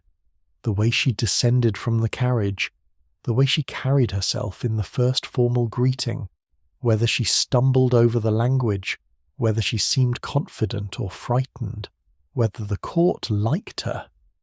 The court was often not predisposed to like her. Foreign queens were viewed with suspicion at the best of times. They brought their own attendants, their own customs, their own aesthetic preferences, their own subtle pull on the king's ear. The established nobility of a court had every reason to be wary of a new queen who might redistribute favour-shift alliances, introduce foreign advisers, or simply occupy the king's attention in ways that changed the existing power balance. When Eleanor of Castile arrived at the English court in 1255 without Edward, who had stayed behind in Gascony, she came with such a large Spanish household that a contemporary chronicler named Matthew Paris wrote that fears were entertained that England might be forcibly taken possession of by them. She'd brought too many people with her. Her household was too Spanish. She'd not yet learned to read the room. These were the kinds of first impressions that could define a queen's first years at a new court, and take a decade to fully repair. But here is where the journey, with all its danger and dislocation and complicated arrivals, ultimately led. The women who survived it, who packed their trunks, said their goodbyes, crossed the mountains, and the seas, arrived in strange courts, absorbed the hostility, learned the languages, managed the households. These women did not remain strangers forever. They adapted. They built networks. They found allies. They made something of the role they had been given. Joan of England never got the chance. Her story ends in a small village near Bordeaux, her silk wedding fabric still packed in chests on a plague-struck ship. But the women who arrived, the ones who walked into foreign courts, and managed to survive the first weeks and months and years, they wrote the rest of the story themselves. And the world they walked into when they arrived, that world had its own elaborate and fascinating architecture. A world of ladies-in-waiting, of inner circles and outer ones, of whispered conversations and quiet power, the entire hidden machinery that ran beneath the public surface of court life. That is what we are stepping into next. All right, we made it through the journey. She has arrived. The carriage door has opened and she has stepped into a courtyard full of strangers watching her. Now what now? She has to find her people. Not in the way we might find ours today, through shared interests or mutual trust built over time. In a medieval royal court, finding your people was less an act of choice and more an act of survival. And the people she would spend the rest of her life most closely entangled with were already waiting for her, arranged by their families, and hers selected with care and significant political calculation, her ladies-in-waiting. This is the part of the story that gets the least attention and arguably deserves the most. Because if you want to understand what the daily life of a medieval princess actually felt like, not the ceremonial moments, not the marriage negotiations, not the great dramatic events, but the texture of every ordinary day, you have to understand this world. The inner circle, the chamber, the women behind the woman. Let us start with what these women actually were, because the phrase lady-in-waiting has been so thoroughly romanticized by period dramas that it takes some effort to see it clearly. A lady-in-waiting was not a servant in the sense we might mean today. She was almost always herself a noble woman of significant standing, the daughter or wife of an earl, a duke, a powerful baron. She came from a family with its own political interests, its own alliances, its own enemies and debts and ambitions. She was placed in the Queen's household for reasons that were simultaneously personal and deeply political. Her family gained access to royal patronage and direct proximity to power. The Queen gained a set of trained, capable, socially fluent women who could represent her with appropriate dignity. Both sides understood the arrangement and both sides used it. The duties themselves were intimate in a way that surprises modern sensibilities. Ladies-in-waiting dressed and undressed the Queen. They helped her bathe. They sat with her through the long hours of the day, reading aloud, playing music, embroidering, managing correspondence, accompanying her to religious services and public ceremonies. They slept in chambers adjacent to hers. In some courts, the most senior among them slept in the room with her.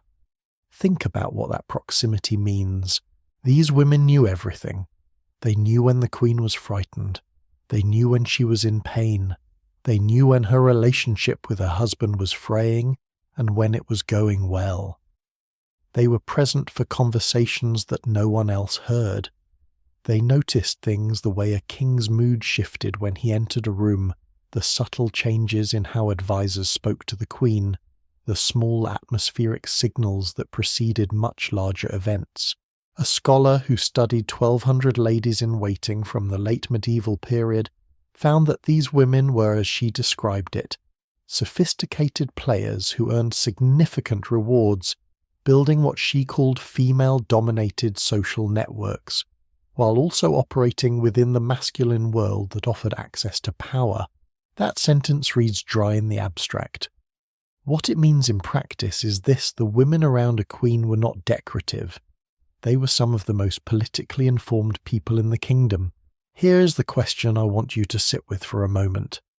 If you had absolutely unfettered access to one of the most powerful people in the country, if you could speak to them privately every single day, knew their fears and frustrations, and understood their relationships better than almost anyone else, what would you do with that access? Some ladies-in-waiting used it generously, advancing petitions on behalf of their families, securing appointments for brothers or husbands, quietly shaping how the Queen perceived certain advisers or courtiers. Others used it more sharply as intelligence, as leverage, occasionally as betrayal. Because here is the other truth about these women: they were not loyal by nature or necessity. They were loyal when it served them to be. And the history of royal courts is littered with examples of ladies-in-waiting whose information passed to the wrong ears at the wrong moment contributed to the ruin of the very women they served. When Anne Boleyn was arrested in 1536 on charges that remain contested by historians to this day, some of the most damaging testimony against her came from within her own household, from women who had been in her service, who had sat beside her, played cards with her, helped her dress in the morning. Whether those testimonies reflected truth coercion or self-preservation, no one can say with certainty. What is certain is that the inner circle cut both ways. But before we get deeper into the darker dimensions of this world, I want to spend some time on something that gets far less attention, the genuine bonds that formed within these chambers. Because not all of it was politics. Not all of it was surveillance and manoeuvring and careful calculation. Some of it was simply human. In the summer of 1548, a group of girls around the age of 5 or 6 sailed from Scotland to France in a rough sea crossing that reportedly made all of them seasick. At the centre of this small, miserable, sea-tossed group was a 5-year-old Scottish queen named Mary, the future Mary Queen of Scots, heading to the French court where she would grow up, receive her education, and eventually marry the heir to the French throne. The girls who sailed with her are known to history as the Four Marys. Their names were Mary Seton, Mary Beaton, Mary Fleming, and Mary Livingston. They had been selected with care, daughters of Scottish nobility, with a mix of Scottish and French ancestry chosen, because they could be trusted to be loyal to their young queen in a foreign court, and because they could help her maintain her Scottish language and connections while she navigated the French world. Mary Fleming was even a cousin of the Queen, but what they became over the years that followed was something that no diplomatic selection process can actually manufacture. They became her closest friends. They grew up together. They learned together. They shared meals and chambers and secrets and laughter. When Mary returned to Scotland as a young widow after the death of her first husband, Francis, the French king who died young, barely 18 months into his reign, the Four Marys came with her. They were in her court through her turbulent second marriage to Lord Darnley. They were with her when things began to fall apart. Some of them were present at her darkest hours, and when the English ambassador Thomas Randolph attempted to seduce Mary Beaton into spying on the Queen, he was 45, she was 21, and by his own account he found her completely charming. She refused. Not because she had no charm, not because she was indifferent to his attentions, but because her loyalty to Mary after 20 years of shared life was something that the English court's political calculations could not reach. That is friendship. Whatever else was happening around them, the politics, the marriages, the crumbling alliances, that is simply friendship. Now I want to take a step back and look at the inner circle from a different angle, because there is one story from this entire period that illustrates the power of ladies-in-waiting more vividly than almost any other, and it does not involve a queen at all. It begins with a young woman serving as a lady-in-waiting. Her name was Anne Boleyn. In the early 1520s, Anne was a daughter of the courtier Thomas Boleyn, well-educated, polished from years spent in the French court, fluent in French, accomplished in music and dance, and widely recognised as the most stylish woman at the English court from almost the moment she arrived. By the first months of 1522, she had secured a position as a lady-in-waiting to Catherine of Aragon, Henry VIII's Spanish queen. For the next several years, Anne Boleyn occupied one of the most impossible positions imaginable. She was inside the inner circle of a queen, performing the intimate daily duties of that role, reading to Catherine sewing, with her accompanying her to religious services and court functions, while simultaneously becoming the focus of the king's increasingly serious attention. She played cards with Catherine. She helped with Catherine's correspondence. She sat in the Queen's chamber every day, and she was the reason that chamber was going to be dismantled. I want to be careful here because Anne Boleyn is one of the most argued over figures in all of English history, and the more you read about her, the more the simple narratives fall apart. She was not simply a schemer. She was not simply a victim. The situation she was in, the king's relentless pursuit, the impossible social dynamics of a court where the king's will was effectively law, allowed her almost as little real choice as any of the princesses we have been discussing. But what her story illustrates with searing clarity is this: the position of lady-in-waiting was not a position of safety. It was a position of exposure. You were inside the most powerful household in the kingdom, with access to information and to people that no ordinary subject could dream of. And the access could elevate you to places no one expected. It could also make you a target in ways that no amount of loyalty or competence could fully protect against. Catherine of Aragon's ladies-in-waiting spied for her during what became known as the divorce crisis, passing information, carrying messages, using their access to the Queen's private world to try to protect her position. They risked disgrace and worse. Jane Seymour, who would become Henry's third wife, and the woman who finally gave him the son he spent decades pursuing, had herself served as a lady-in-waiting to both Catherine and then to Anne. She too had sat in those chambers, watched those dynamics, understood the court's temperature in the way only someone who lived inside it could. The inner circle produced queens. It protected them. It destroyed them. Sometimes all three to the same woman within the span of a decade. What I find so remarkable about this entire world, the ladies-in-waiting, the inner chamber, the web of women's relationships at the heart of every royal court, is how thoroughly it was underestimated by the men who documented it. The chroniclers of medieval courts were overwhelmingly male. They wrote about battles and councils and treaty negotiations.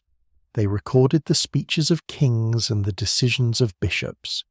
The daily life of the Queen's chamber, those hours of intimate proximity, the quiet conversations, the information that moved through those rooms like water through fine cracks in stone, was considered beneath the dignity of the historical record. And so it was largely not recorded.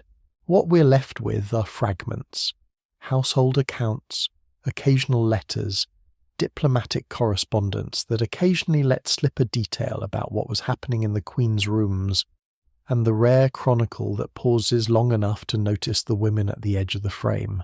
But here is the thing: the fact that it was not recorded does not mean it was not happening. It means it was happening quietly. The influence of ladies-in-waiting on royal decisions, on the emotional states, and therefore the policy impulses of monarchs on the social atmosphere of courts, that in turn shaped everything from marriage negotiations to military decisions. This was real, persistent, structural. It was power without a title, which in many ways made it harder to threaten and harder to take away. One last thing before we move on. The relationship between a princess and her ladies-in-waiting was one of the most intimate of her life. In some cases it was more intimate than her relationship with her husband. These were the women who knew her, who saw her frightened and tired and homesick for a country she would never return to, who stayed up with her when she was ill, who laughed with her in the private moments that history mostly did not bother to write down. When the four Marys accompanied Mary Queen of Scots back from France after the death of Francis, when she was an 18-year-old widow returning to a country she barely remembered, to a Protestant court that looked upon her Catholic faith with deep suspicion, it was those four women who stood beside her. They were not there because of politics at that point. They were there because 20 years of shared life had made them something that no political arrangement can manufacture. They were her people. And in a world that gave a princess so little that was genuinely hers, no country of her choosing, no husband, of her choosing no path of her own, designing the people she loved were perhaps the only thing that truly belonged to her. We've been in the inner circle. We've seen how it worked and what it cost and what it gave. But there was another inner circle that every medieval princess occupied simultaneously, one that was older and more powerful than any royal court, and that offered something the chamber could never quite provide. It offered permanence, legitimacy, and in the hands of the right woman it offered extraordinary influence. The Church. What religion meant to a medieval princess, not just as faith but as framework and as force, is a story that deserves its own time and its own space. That is where we are headed next. Every single day, without exception, it began before the rest of the world had properly woken up, before the ladies in waiting had assembled, before the household was in motion, before the political machinery of the court cranked into its daily rhythm. The princess was already in the chapel, morning mass, prayers. The quiet, particular weight of a medieval church at dawn, candlelight on stone, the smell of incense, the low murmur of a priest's Latin, moving through air still cool from the night before.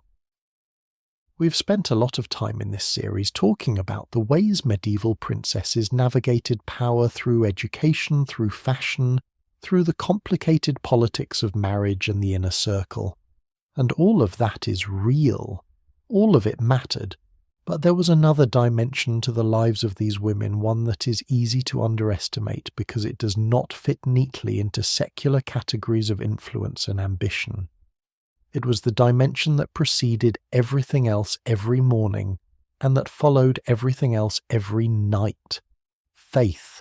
Not faith as performance, not faith as social ritual, though it was both of those things too, but faith as a genuine framework for understanding existence as a source of comfort of purpose, and in the hands of certain extraordinary women of formidable lasting power. Let us start with the basics, because the structure of a medieval princess's religious life was far more demanding than most people realize. The day was organized around prayer in a way that modern life simply is not. The canonical hours, the sequence of prayers observed throughout the day, inherited from monastic tradition, shaped the rhythm of royal households across Europe. Matins in the early morning, lauds at dawn, prime terce, sext none through the working day, vespers in the evening, compline before sleep. A princess did not observe all of these with the same rigour as a Benedictine nun. She had other responsibilities, but the framework was always there. Morning mass was non-negotiable. Attendance at major feast days, holy days, and the celebrations of saints important to her dynasty was expected. Regular confession and reception of the sacraments was required, and woven through all of it were the acts of public piety that formed an essential part of how a medieval noblewoman was seen: charitable distributions to the poor, the endowment and support of religious houses, the commissioning of devotional manuscripts, the patronage of altars and chapels and shrines. This was not optional. This was not a private spiritual preference. It was public, it was visible, and it was understood by everyone in her world, from the humblest servant to the Pope in Rome, as a fundamental part of what kind of woman she was and what kind of ruler she represented. Here is what I find most interesting about this whole arrangement. In a world that legally and culturally restricted women's access to most formal power, where they could not vote, could not hold church office, could not command armies in their own name, could not practice law, the church simultaneously offered something that nothing else in medieval society could quite replicate: a language, a shared vocabulary of moral authority that no one, not even a king, could simply dismiss.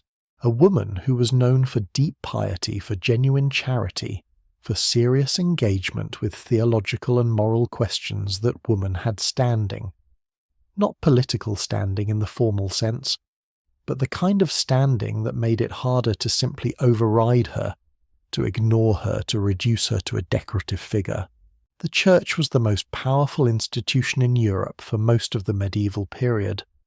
Popes communicated with kings. Bishops wielded influence over entire regions. Monasteries held land wealth and the accumulated learning of centuries. A princess who could engage intelligently with this world, who understood its language, honoured its forms, and was known for authentic devotion, rather than mere performance, move through it with a credibility that other forms of influence could not fully provide. In short, faith was both genuinely meaningful to most of these women and strategically useful. Those two things are not in contradiction. They coexisted as they do in many lives more comfortably than our secular modern framework tends to allow. Of all the medieval women who wove faith and power together with the greatest skill, Blanche of Castile stands apart. Born in 1188 in Palencia, Spain, Blanche was the third daughter of Alfonso VIII of Castile and his wife Eleanor, who was herself a daughter of Henry II of England, and Eleanor of Aquitaine making Blanche the granddaughter of one of the most formidable women in medieval history. At 12 years old, Blanche was personally escorted to France by her aged grandmother Eleanor of Aquitaine, who made the journey across the Pyrenees at nearly 80 years old because the match was too important to delegate to marry Louis, the heir to the French throne. She grew up in the French court. She bore children. She watched her husband, Louis VIII, reign for just 3 years before dying of illness on campaign in 1226, leaving her with a minor son and a kingdom full of restless barons who'd been waiting for exactly this kind of moment. What happened next is one of the most remarkable stories in all of medieval French history. Blanche did not step back. She stepped forward. Within 3 weeks of her husband's death, she'd arranged the coronation of her 12-year-old son, Louis IX. She became regent, and then she proceeded to govern France with such effectiveness that the great historian Robert Fortier would write centuries later that Blanche of Castile may be counted among the kings of France. Among the kings. Now you might be wondering what any of this has to do with religion. Everything. Because the foundation of Blanche's authority, the thing that made her governance possible at a moment when powerful barons were openly questioning whether a woman had any right to rule at all, was her reputation for piety. She was known for severe religious devotion. She was seen attending mass daily, performing acts of public charity, founding religious institutions. Her sons Louis and Isabel would both eventually be canonized as saints, a fact that no one in the medieval world would have found surprising because their mother was already understood to be the holy root of a saintly family. When her enemies said that a woman ought not to govern so great a thing as France, Blanche had an answer, that no one could easily refute. God's favour was visible in her house. Her piety was not in question. Her son was being raised as a Christian king of the highest moral seriousness. What argument against her authority could stand against that? She was not just using religion as cover. She genuinely believed. And the combination of genuine faith and political brilliance made her nearly impossible to dislodge. She served as regent twice, once during Louis's minority from 1226 to 1234, and again 2 decades later from 1248 to 1252, when Louis left on crusade and the kingdom needed governing in his absence. She died in 1252, still deeply entangled in French governance. Louis, when he received news of his mother's death while still in the East on crusade, reportedly did not speak to anyone for 2 days. She had made him what he was. He knew it. I want to pause here and ask you something.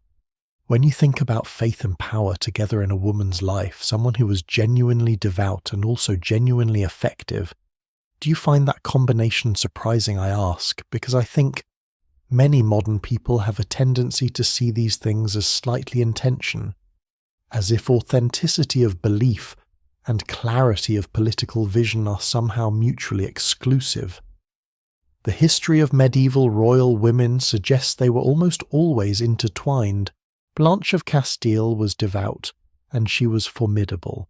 She was both of those things completely at the same time, and she was not alone. The landscape of medieval European queenship is full of women who understood that faith and governance were not separate spheres. They were in the medieval world the same sphere, but faith also led some women in the entirely opposite direction. If Blanche represents the princess who used religion as a foundation for worldly power, Elizabeth of Hungary represents something altogether different, something stranger and more radical. A woman who used her royal position to empty herself of everything royalty typically meant. Elizabeth was born in 1207, the daughter of King Andrew II of Hungary. She was betrothed almost immediately because this is how things worked, as we have thoroughly established by now, to Ludwig IV of Thuringia in Germany, and was sent to his father's court at the age of 4 to be educated there. She grew up to be, by all accounts, a deeply unusual princess. From childhood she gravitated toward the poorest people in the communities around her. She gave away food from the castle tables. She distributed her own jewels and clothing to people who had nothing. She built a 28-bed hospital near Wartburg Castle when she was 18 using her own money, and went there herself to tend the patients, including lepers, at a time when most people, including other royals, would not go within a considerable distance of anyone suffering from that disease. There is a story, whether legend or fact, it speaks to how she was understood by the people around her, of Elizabeth bringing a leper into the castle and laying him in the royal bed to care for him. When her husband returned and was told what she had done, he pulled back the bedcovers in fury, and saw in the medieval telling of this moment not the leper, but the figure of Christ crucified. Whatever the historical truth behind that story, the fact that it was told and retold and believed says something very clear about who Elizabeth was in the eyes of her community. She was married at 14 to Ludwig, and by all accounts they loved each other, genuinely a rare thing as we have seen in the world of arranged royal marriages. He supported her charitable work and shielded her from the criticism of the court nobles who found her behaviour inappropriate and embarrassing. In 1225 a widespread famine hit Germany. Elizabeth, rather than managing the crisis from a position of dignified remove, opened the castle's grain stores and gave the food away. She sold her personal possessions, her jewels, her royal garments to fund the hospital and feed the hungry. The nobles complained to Ludwig. Ludwig characteristically sided with his wife. Ludwig died in 1227 on the way to crusade of illness at the age of 27. Elizabeth was 20 years old, widowed, with young children, and about to lose everything. Her brother-in-law assumed the regency of Thuringia and expelled her from the castle. She was left effectively homeless with her children in the middle of winter, reduced to sheltering in a pig shed in the town of Eisenach, while former members of her court who had accepted her charity for years now refused to take her in. She reportedly laughed, not bitterly, not in the manic way of someone who is broken, but with what witnesses described as genuine lightness, as if the worldly loss had freed something in her that had long wanted to be free. She eventually recovered her dowry and used the money to build a new hospital in Marburg, where she lived for the rest of her life, working among the sick and destitute. She renounced formal court life entirely. She joined the Third Order of St. Francis, a lay religious community that allowed people to live devout lives without taking full monastic vows. She died in 1231. She was 24 years old. 4 years later, in 1235, she was canonized, one of the fastest canonization processes in the history of the Catholic Church, driven by the sheer volume of reported miracles at her tomb and by the testimony of people who had known her personally. Pope Gregory IX called her at the ceremony the greatest woman of the German Middle Ages, born a princess, died in a hospital that she had built with her own money nursing patients that her court had considered untouchable, canonized 4 years later, 24 years old. Blanche of Castile lived to 64 and governed a kingdom. Elizabeth of Hungary lived to 24 and chose the poorest corner of a small German town. 2 women, 2 expressions of the same faith, and between them they map something true about the range of what religious life made possible for medieval royal women, from the heights of worldly power to the most complete kind of voluntary poverty. What strikes me about both of them is the same thing that strikes me about so many of the women we have been spending time with throughout this entire journey. Neither of them was passive. Blanche was not merely a regent holding power in trust. She was a ruler. She made decisions, led armies, negotiated treaties, shaped the character of a king who would be remembered as one of the finest monarchs in the history of France. Elizabeth was not merely a pious noblewoman performing conventional charity. She was radical. Her choices shocked people at every level of her society, from the servants who thought she was undignified to the nobles who thought she was dangerous. Both of them were completely entirely recognisably themselves.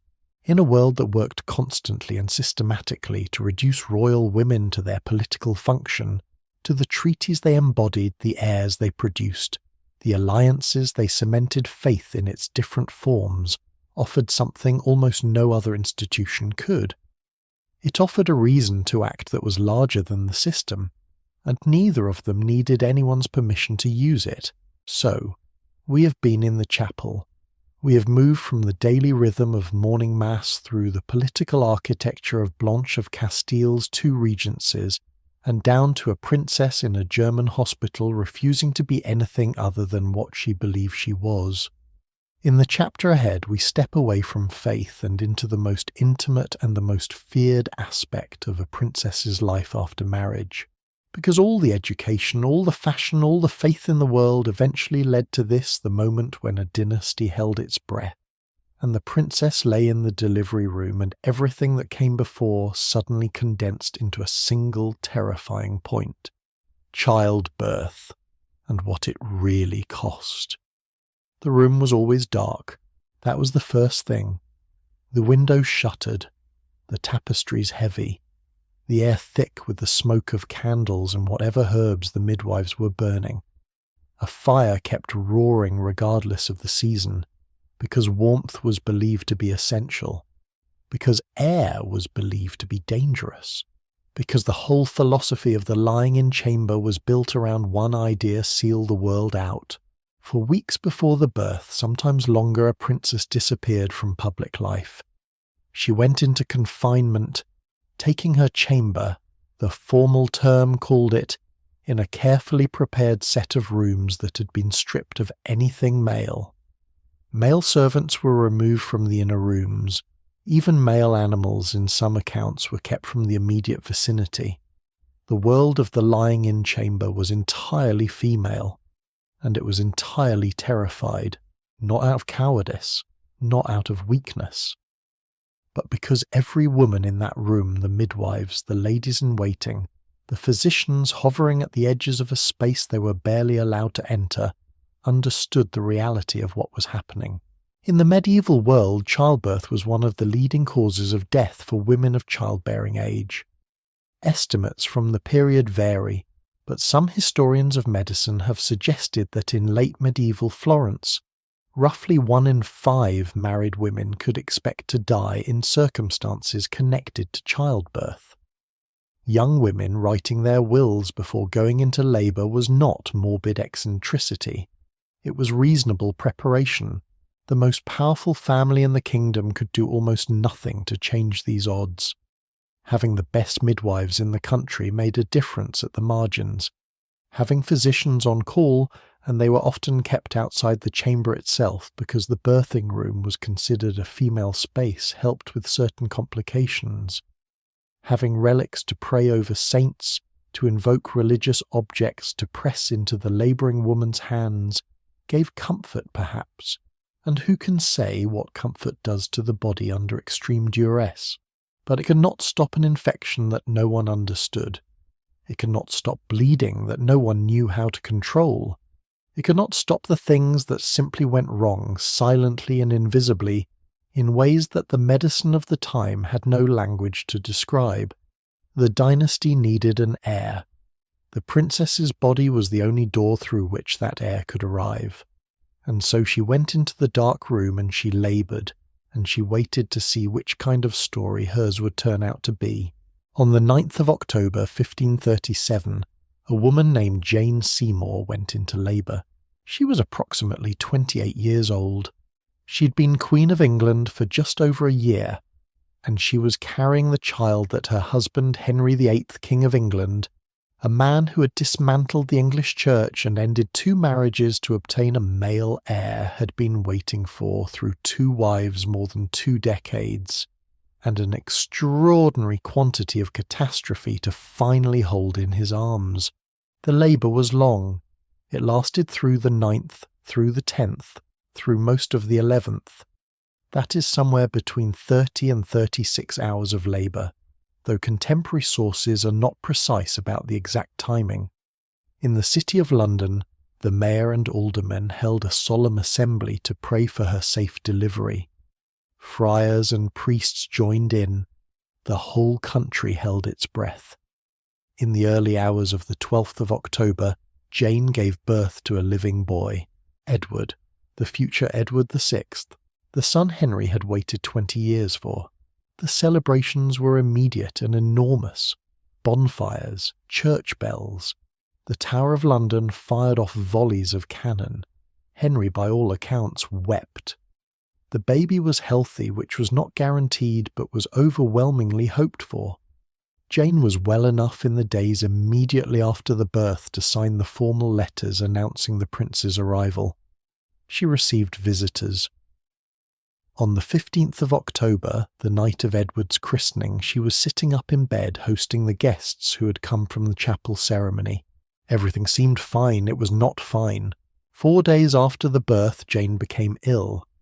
Not dramatically, not all at once, but in the slow and terrifying way that postpartum complications could develop in a world without antibiotics, a gradual worsening, a rallying, then a sharper decline. The exact cause of her death has been debated by historians for centuries, the medical records of the time too imprecise to support a definitive diagnosis. Puerperal fever, a bacterial infection of the reproductive tract completely preventable today with basic hygiene standards that did not exist in the 16th century, is the most commonly cited explanation. A retained placenta causing systemic infection is another. What the documents agree on is this: by the 23rd of October all the physicians' measures had failed. Henry was called to her bedside. The last rites were administered. In the early hours of the 24th of October 1537, Jane Seymour died in her sleep. 12 days after giving birth to the child her husband had spent 2 decades pursuing. 12 days. Henry VIII grieved. This is worth saying plainly because his reputation for callousness toward his wives tends to swallow everything else. By all contemporary accounts, he genuinely loved Jane. He wore black for 3 months. He withdrew from public life in a way that was remarked upon by everyone who knew him, a man not given to withdrawal. Years later, long after he had married again and again, he would say that the 18 months of Jane's queenship were the happiest time of his life. He was later buried beside her. Of all the women in his life, she was the one he chose to lie next to forever. That is something. I want to step back from the individual tragedy for a moment, because Jane's story, as devastating as it is, was not unusual. It was representative of a broader reality that shadowed every royal marriage, every pregnancy announcement, every lying-in chamber in medieval and early modern Europe. Can I ask you something? Before you knew this history, before you'd spent any time thinking about what pregnancy and childbirth actually meant in the medieval world, did you ever imagine that this was part of what it meant to be a queen? I think most people, when they picture a medieval queen, picture ceremony and power and beautiful gowns. The childbirth part, the lying-in room, the closed shutters, the 36 hours of labour in a world without pain, relief rarely makes it into the romantic image, but it was central to everything, absolutely central. An heir was not an optional addition to a royal marriage, it was the primary purpose, and obtaining that heir required a woman to risk her life repeatedly throughout her fertile years with tools that were almost laughably inadequate to the stakes involved. Eleanor of Castile, whose loving marriage to Edward I we discussed earlier, went through 16 pregnancies. 16. She bore her first child around 1265 and her last around 1284. 19 years of repeated pregnancy, labour nursing, and the particular grief of watching children die. Of her 16 children, only 6 survived to adulthood. 10 did not. She bore those losses privately. The historical record preserves her as Edward's devoted companion, always at his side on campaign crossing continents with him. What it does not easily capture is what it cost her to bury 10 children and keep moving. She died in 1290 at about 49 years old, exhausted by any reasonable reckoning. Here is what the lying-in chamber actually looked like, because the details matter. The preparations began weeks before the expected birth date. The rooms were cleaned and furnished with specific items: a great bed for the labour itself, a smaller bed for recovery, a cradle already waiting. The windows were hung with thick tapestries chosen for their calming imagery, gentle scenes, soft colours. Light was kept low. Fresh rushes were strewn on the floor. Herbs known for their calming or strengthening properties were burned and scattered, the midwife senior among them often a woman of considerable experience, sometimes from a family where the skill had been passed through generations, arrived and took charge of the physical management of labour. She carried with her a set of tools that now seem heartbreakingly limited: herbal preparations, oils, specific positions for encouraging the progress of labour. She would call on her knowledge of what had worked before and what had not. She would pray. She would watch. Male physicians hovered in the outer rooms. The relationship between the largely male world of formal medical learning and the largely female world of midwifery was complicated throughout this period, uneasy, occasionally hostile, with each side doubting the competence of the other. In a crisis, a physician might be called into the chamber, but for routine labour the midwives governed the room. Religious objects were central to the whole process. Girdles associated with the Virgin Mary, strips of fabric believed to have touched sacred relics, were especially prized possessions loaned between royal households across Europe for use during labour. Westminster Abbey possessed one such girdle that was in regular demand. Specific prayers and psalms were recited. Saints known for their protection of women in labour were invoked. The whole room was dense with a kind of concentrated spiritual effort, because if medicine could not reliably save her, perhaps heaven could. There was another pressure in that room, one that operated alongside the physical danger and in some ways felt just as heavy. The sex of the child. A living healthy daughter was a blessing. She was also in the cold arithmetic of dynastic succession not quite enough. Not in most European kingdoms, not in most centuries. The throne needed a son. The dynasty needed a male heir. And until that son appeared healthy, surviving growing to adulthood, no number of daughters fully relieved the pressure. This created a particular psychological burden on women whose pregnancies produced daughters, or ended in miscarriage, or produced sons who died in infancy. They had not failed at any individual task. They had done nothing wrong. Biology does not respond to political necessity. And yet the implicit and sometimes explicit message of the court was that the problem remained unsolved, and that the problem was in some way hers. Catherine of Aragon bore 6 pregnancies for Henry VIII, a son in 1510 who lived for 52 days, a daughter in 1516, the future Mary I who survived. 4 other pregnancies that ended in stillbirth miscarriage, or infants who lived only hours or days. 6 pregnancies over 10 years and 1 surviving child. Was that failure?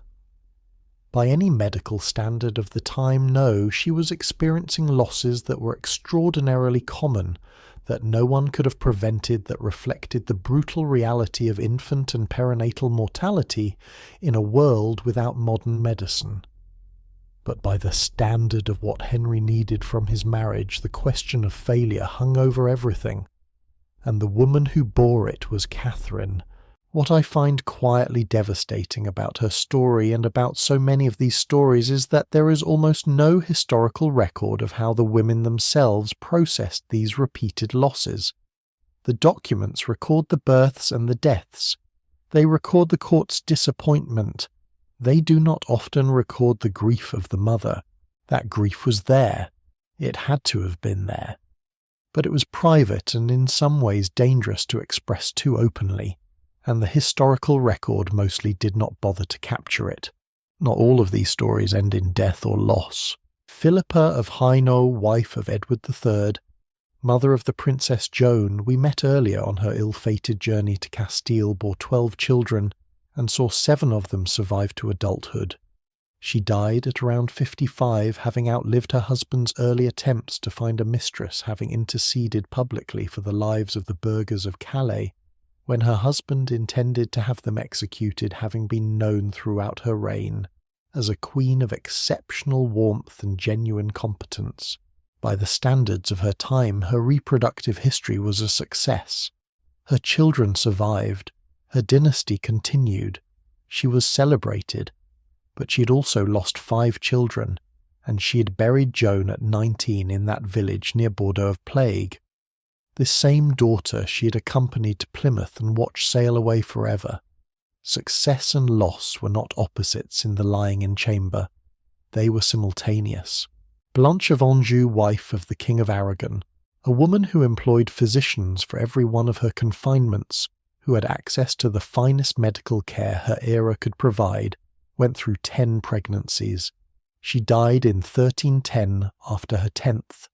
10. What that number represents in terms of physical endurance, emotional toll and cumulative risk is something I find genuinely difficult to put into words. 10 pregnancies, each one a journey into that shuttered room, each one a wager on the same terrible odds. 10 times she gathered her ladies around her, had the religious objects brought out, heard the prayers begin, and entered the dark.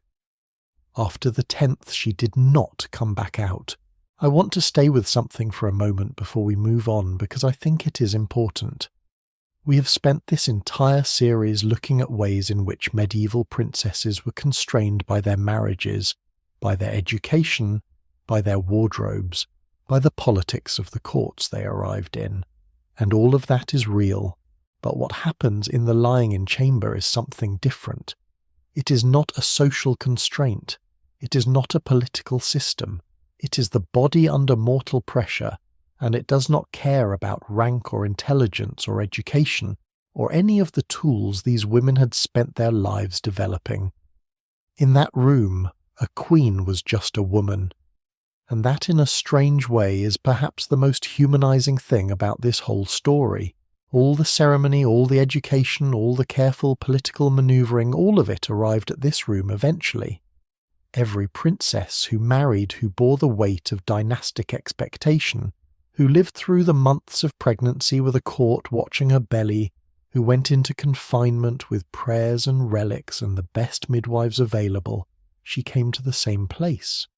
The same dark room, the same fire, the same waiting.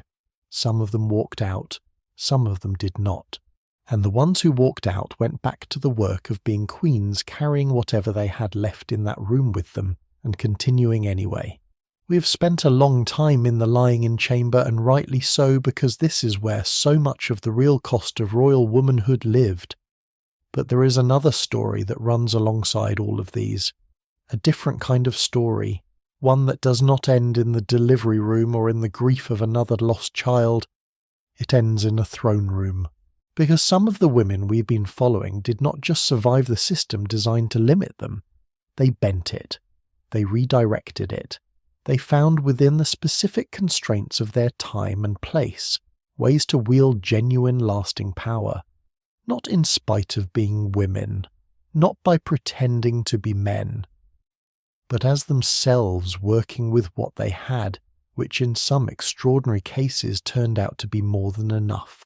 That is the chapter ahead, and it is, I think, the most satisfying one of all.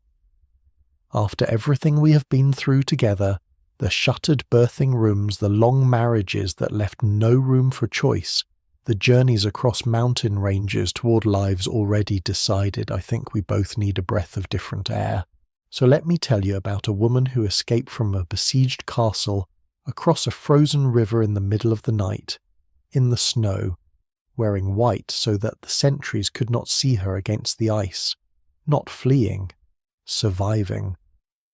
Which in her case was a distinction that mattered enormously. The story of Empress Matilda is one of the most dramatic in all of medieval European history, and also one of the most instructive. Not because she won in the narrow sense, she did not, but because of what her story reveals about what happened when a woman took a direct claim to power in 12th century England, and what the medieval world did with it, and what she did in response. Matilda was born in 1102, the daughter of King Henry I of England. Her younger brother William, the male heir. The obvious succession drowned in the wreck of the White Ship in 1120, leaving Henry with exactly one legitimate child, a daughter. Henry did something remarkable for the time he accepted it. He summoned his barons and required them formally by oath to accept Matilda as his heir. Not as a regent for a future king, as his heir, the sworn successor to the English throne. The barons swore, reluctantly in some cases, conditional on their own political calculations in others, but they swore. Henry died in 1135. Within days, his nephew Stephen of Blois, who had also sworn the oath, decided that the oath was less binding than he had previously suggested, seized the royal treasury at Winchester, and had himself crowned King of England. Matilda's response was not to accept this. What followed was 19 years of civil war known in the chronicles as the Anarchy. 19 years of sieges and shifting alliances and battles across the English countryside, with Matilda holding the southwest and Stephen holding the southeast and the rest of the country, largely governed by whoever had the most men and the least scruple at any given moment. In 1141, Matilda's forces captured Stephen himself at the Battle of Lincoln. He was imprisoned. She was declared by a council of clergy and barons at Winchester the rightful ruler of England. Not Lady of the English yet, that came later. At this moment she was recognised as the legitimate monarch. She prepared to be crowned in London. And this is where things get complicated, because Matilda was not by the standards of her time easy to deal with.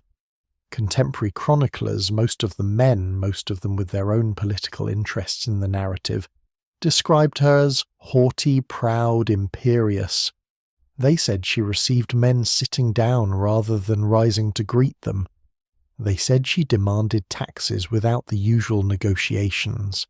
They said she was insufficiently gracious to the citizens of London when she arrived to be crowned. Here is what I want you to hold alongside those accusations. Every one of those behaviours in a king would have been called decisive, commanding, appropriately regal. In Matilda they were called flaws. The London crowd, inflamed by what her enemies characterised as arrogance, rose against her before the coronation could take place. She was chased out of Westminster by an angry mob forced to flee in such haste that she left her dinner on the table. She was never formally crowned. Let me be direct about this because I think it deserves directness. Empress Matilda came closer to the English throne than any woman in English history for the next 400 years. She had the birthright, she had the sworn oaths, she had for a critical period the military advantage. She had a legitimate claim that was by the standards of the time stronger than Stephen's. He had sworn an oath to support her, and then broken it. What she did not have was the permission of a political system that was not yet ready to accept a queen regnant. Not because she lacked capability, her 19-year campaign demonstrated extraordinary resilient strategic thinking and the ability to manage complex alliances under sustained pressure, but because the idea of a woman sitting on the English throne in her own name, not as regent for an absent husband, that was a step the 12th century was not quite willing to take. And yet, she played the long game. When it became clear that her own coronation was no longer achievable, she shifted her entire focus to her son. Henry, born of her marriage to Geoffrey of Anjou. Henry, who was growing up in Normandy, who was learning to be a king in the way his mother had been denied the chance to be. She negotiated. She brokered alliances. She managed the political situation with the precision of someone who had spent 2 decades doing nothing else. In 1153, the Treaty of Wallingford established Henry as Stephen's heir. Stephen died a year later. Her son became Henry II. The first of the Plantagenet kings, a dynasty that would rule England for over 3 centuries. She never wore the crown. Her son wore it for her. She died in 1167 in Normandy, where she'd spent her final years advising her son's government with a clarity and skill that Henry relied on until the end. Her obituary, written by the monks at the Abbey of Bec, called her a great-hearted woman. Great-hearted. Not queen, not king, not mother, not empress, even though she was great-hearted. I think that is worth sitting with. Now, if Matilda represents what happened when the system refused a woman the crown she had earned, if her story is one of the most magnificent near-misses in medieval history, then the story of Eleanor of Aquitaine is something else entirely. Eleanor did not fail to get what she wanted. Eleanor wanted things that no medieval political system had been designed to offer, and she found ways to extract them anyway, over the course of 82 years, through a combination of intelligence, stamina, strategic brilliance, and what I can only describe as a refusal to behave according to other people's expectations. Let us start from the beginning, because the beginning is already astonishing.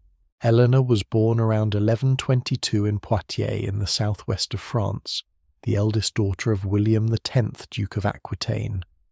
Aquitaine was one of the largest and wealthiest territories in France, larger in some respects than the lands directly controlled by the French king himself. When Eleanor's father died on pilgrimage in 1137, she became at around 15 the Duchess of Aquitaine, the most eligible heiress in Europe, overnight. The King of France moved immediately. She was married to his son Louis, the future Louis VII, within weeks, and they were crowned King and Queen of France before the year was out. Eleanor was 15 years old and Queen of France. She found it almost immediately insufficient. This is what I love most about Eleanor of Aquitaine, and the thing that makes her genuinely unlike almost anyone else we've discussed in this series. Every other woman we've talked about was working within a system that defined her role and doing the best she could within it. Eleanor, to a remarkable degree, simply kept pushing the edges of the system until they moved. She brought the troubadour culture of her sunlit southern duchy into the austere, pious northern French court, and the court changed around her. She insisted on accompanying her husband on the Second Crusade in 1147. She went. Her own retinue of Aquitanian noblewomen came with her. She crossed Anatolia in the summer heat, sat in councils in Antioch, and managed the logistics of a substantial travelling party across some of the most dangerous terrain in the known world. When her marriage to Louis deteriorated beyond repair, 2 daughters, no son, a fundamental incompatibility of temperament, she did something that no other Queen of France had done before her. She pushed for the annulment, not passively, actively. She argued for it, and in 1152 it was granted. She regained control of Aquitaine. 6 weeks later, 6 weeks she was married again. To Henry of Anjou, 11 years her junior, the man who would become Henry II of England. Can I pause here for a moment and just acknowledge what we're talking about? A woman who in the 12th century ended one royal marriage, regained her personal territory, and chose her own second husband all within the span of about 6 weeks. Granted, she had very practical reasons. As a widowed duchess, she was immediately in danger of being kidnapped and forced into marriage, which 2 different noblemen actually attempted during those same weeks. Speed was genuinely of the essence, but the capacity to recognize the situation, act decisively, and maneuver herself into the alliance she wanted rather than the one that was imposed on her, that is exceptional by any standard. As Queen of England, Eleanor governed, not decoratively, not symbolically. She governed. She administered territories in Henry's absence. She issued charters in her own name. When Henry was occupied elsewhere, she acted as his representative with real authority. She raised their children, 8 of them, and understood from the beginning that each child was a potential political instrument, as well as a human being she loved. And when Henry became unfaithful serially openly, and when his conduct toward her shifted from the warmth of their early years to something considerably less respectful, Eleanor did something that queens almost never did. She supported their son's rebellion against their father. In 1173, Henry and Eleanor's sons rose against their father in a coordinated revolt that involved the kingdoms of France, Scotland, and several powerful English barons. Eleanor's role in organising and encouraging this rebellion is a matter of historical debate. The evidence suggests she was centrally involved, though the precise extent is difficult to establish. What is not debated is this: when the rebellion failed, Eleanor was captured trying to flee to France, and Henry imprisoned her for 16 years. 16 years of what amounted to comfortable but genuine imprisonment, moved between various English castles, stripped of her freedom of movement, and her political role kept alive but contained. Henry died in 1189. Richard, their son, the Lionheart, became king. His first act was to release his mother. What happened next is one of the most extraordinary second acts in the history of medieval Europe. Eleanor of Aquitaine, 67 years old after 16 years of captivity, stepped back into the political world as if she had never been away. She rode the length of England, collecting oaths of loyalty for Richard's new reign. She acted as regent during his crusade. When Richard was captured by the Duke of Austria on his return from the Holy Land, she organised his ransom, a sum of 100,000 silver marks, an almost incomprehensible amount, and personally travelled to Germany to escort him home. At nearly 70 years old, Eleanor of Aquitaine travelled to Germany to bring her son back from captivity. And then when Richard died in 1199 and her youngest son John became king, she did it all again. She travelled to her native Navarre region at nearly 80 years old to fetch the bride for her grandson's marriage, Berengaria, whom we met earlier in our journey, making the journey across the Pyrenees in winter, because the match was too important to delegate to anyone else. She died in 1204 at approximately 82. She had been Queen of France, Queen of England, Duchess of Aquitaine in her own right for 67 years. She'd gone on crusade, managed the ransom of a king, survived 16 years of imprisonment, and outlived her husband and her eldest 2 sons. The nuns at Fontevraud Abbey, where she spent her final years, wrote in their necrology that Eleanor surpassed almost all the queens of the world. Almost. I wonder sometimes who they were thinking of when they wrote that qualifier. These 2 women, Matilda and Eleanor, represent the 2 great poles of medieval female power. Matilda seized, directly confronted frontally, came within one London mob of a crown, and when that moment slipped, pivoted completely, and gave her energy to her son instead. Her legacy came through his blood. Eleanor never seized the throne because she did not need to. She accumulated power laterally, horizontally through marriage and motherhood and cultural patronage and sheer longevity and the relentless cultivation of every relationship she ever had. She was queen of 2 countries. She shaped the cultural life of a continent. She helped create through her patronage and her court at Poitiers the literary tradition of courtly love and the Arthurian romances, a body of work that has been shaping the way people understand love and heroism and adventure for 900 years. Not bad for a girl from Aquitaine. Here is something I keep returning to thinking about Matilda and Eleanor and the others we have followed through this series. We have a tendency when we tell the stories of historical women to focus on what they were denied, and much was denied them genuinely unjustly by systems that were designed to exclude them from formal power. But there is another way to look at this.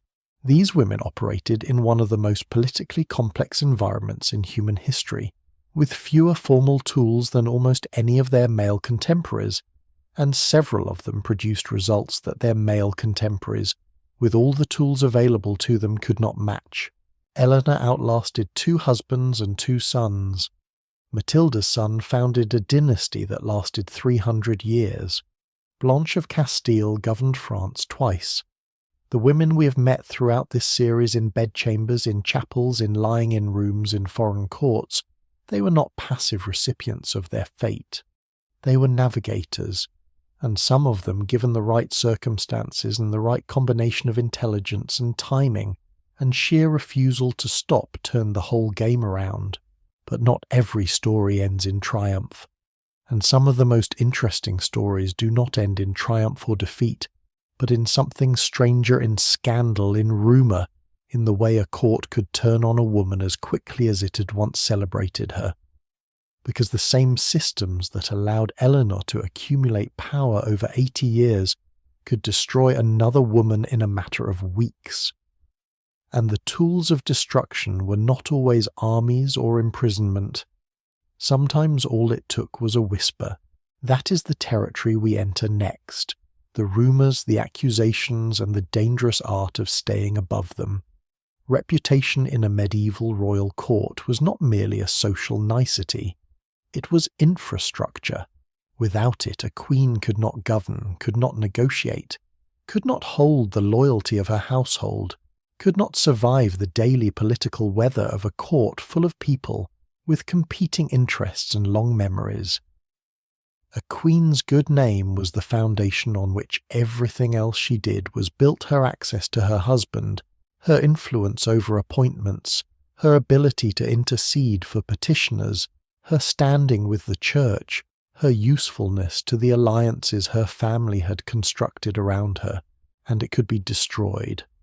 Not by war, not by law, not necessarily by any action she'd actually taken, by a rumour, by a carefully placed word in the right ear at the right moment, by the accumulated weight of whispers that eventually became official narrative. This is the part of the story that I find most recognisable, if I am being honest. The mechanics of what I am about to describe are different from anything we experience today. The consequences were certainly different. But the underlying architecture, the way powerful women were specifically vulnerable to reputational attack, and the way that vulnerability was systematically exploited, has a texture that feels unsettlingly familiar. Let me tell you about Isabella of France. Isabella was born around 1292, the daughter of Philip IV of France, Philip the Fair they called him, and he was famously cold and calculating in ways that his daughter apparently inherited in full. She was given in marriage to Edward II of England in 1308, when she was approximately 12 years old. He was 23. The marriage began with significant problems that were not of Isabella's making. Edward II was, by the standards of a medieval king, poorly equipped for the role in almost every way that mattered. He was not interested in governance. He was not interested in military campaigning. He was devoted with an intensity that scandalized his court to a sequence of male favourites, beginning with Piers Gaveston, a Gascon knight who received such extraordinary gifts and preferments from the king that the English barons eventually had him murdered in 1212, and continuing with Hugh Despenser the Younger, whose influence over Edward became so total that he effectively controlled access to the king entirely. For Isabella, this created a situation of increasing practical difficulty. Her lands were seized, her household staff were arrested, her children were taken from her. The women she had brought from France to serve as her attendants were replaced by Despenser's people, people who reported her movements to him and whose loyalty was not to her. She was queen. She had no power. In 1325, Isabella went to France on a diplomatic mission. Officially, she was there to negotiate a peace treaty between England and France over disputed territorial holdings. In practice, she was also taking the first exit she'd been offered in years. She arrived at the French court with her eldest son, Prince Edward. She publicly donned widow's clothes, which was not literally accurate but was politically explicit, and announced to the French court that she considered herself a widow until her husband removed the Despensers from power. The French court was scandalized. The Pope sent a reproving letter. Her brother King Charles IV of France, who had been sheltering her, told her she needed to leave. She had already met Roger Mortimer. Mortimer was an English nobleman who'd escaped from the Tower of London 2 years earlier, after being imprisoned for rebellion against Edward and the Despensers. He had made his way to France, and was one of the growing circle of English exiles gathering around Isabella.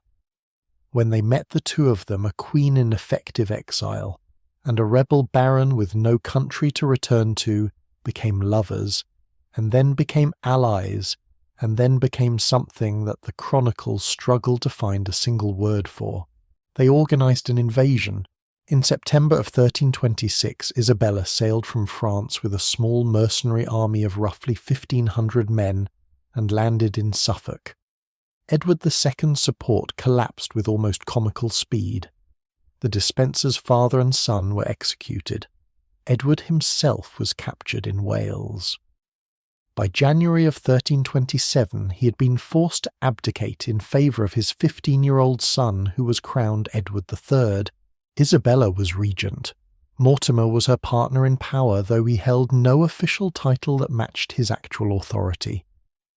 For 3 years, the two of them effectively governed England together. Now here is where I want to slow down, because this is the moment in Isabella's story where the narrative becomes genuinely complicated, and where the medieval appetite for scandal and the modern appetite for the same thing converge in a way I find instructive. Isabella and Mortimer's regime was not good. They made poor political decisions, signed an unpopular peace treaty with Scotland, and allowed Mortimer to accumulate wealth and power in ways that alienated the very nobles who had supported the invasion. When the teenage Edward III began to chafe against his mother's control, Mortimer responded with increasing brutality, executing the king's own uncle on charges of treason that appeared to have been manufactured specifically to eliminate a political rival. In October of 1330, Edward III, now 18 years old, led a small group of men through a secret underground passage into Nottingham Castle at night. They came up inside the keep and arrested Roger Mortimer in his chamber. By some accounts, he barely had time to dress. Isabella, hearing the commotion, cried out from her nearby rooms, "Fair son, have pity on gentle Mortimer." Edward did not. Mortimer was executed for treason the following month. Isabella was placed into what amounted to comfortable retirement. She was never harmed, never formally charged with anything, and lived another 28 years in considerable material comfort. She died in 1358 at around 66 years old. But here is the dimension of Isabella's story that I find most worth examining, and the one that most people miss. Even while she was alive, the machinery of her reputation was being actively managed. After the fall of Mortimer, Edward III had a practical problem his mother had deposed. His father facilitated his father's eventual fate in captivity, and governed the country as an unacknowledged co-ruler with her lover for 3 years. This was inconvenient. His own legitimacy rested partly on the legitimacy of what she had done. The story needed to be told a certain way. So it was. Over the years following her political fall, a narrative took shape around Isabella that cast her increasingly as the villain of the piece, not as a woman who'd been systematically stripped of her children and her household and her lands by a government controlled by her husband's favourite, not as someone who had executed a genuinely difficult and risky plan to restore something closer to normal governance, but as an adulteress, a traitor, a ruthless woman motivated by lust and ambition. The nickname that attached to her in later centuries, the She-Wolf of France, was not contemporary. It came later, built up gradually from chronicle accounts that were themselves products of various political moments and political needs. Modern historians have looked at the contemporary sources and found them considerably more nuanced. Isabella is described in documents from her own time as competent, as intelligent, as politically skilled. The lurid details attached to her over centuries, accounts of her eating an apple while watching her enemies be executed, for instance, appear in sources written well after the fact, and their historical reliability is, to put it charitably, uncertain. What is not uncertain is that Isabella of France took on one of the most entrenched political situations in medieval English history and dismantled it. She did that with real skill and real courage, and she paid for it in terms of her posthumous reputation for centuries. Can I ask you something? Think about women you have seen in public life, historical or contemporary, who became powerful in ways that made people uncomfortable, who pushed against structures that were designed to contain them. What kind of language was used to describe them? I am not asking you to come up with specific names. Just sit with the pattern for a moment, because the pattern is old, very old, and Isabella of France is one of the clearest medieval examples of it, a woman who was at various points genuinely wronged, genuinely capable, genuinely ruthless, and genuinely complicated, and who got reduced over centuries to a single image, the she-wolf. It is easier than the full picture, it always is. The case of Isabeau of Bavaria, Queen of France from 1385, offers a different version of the same dynamic.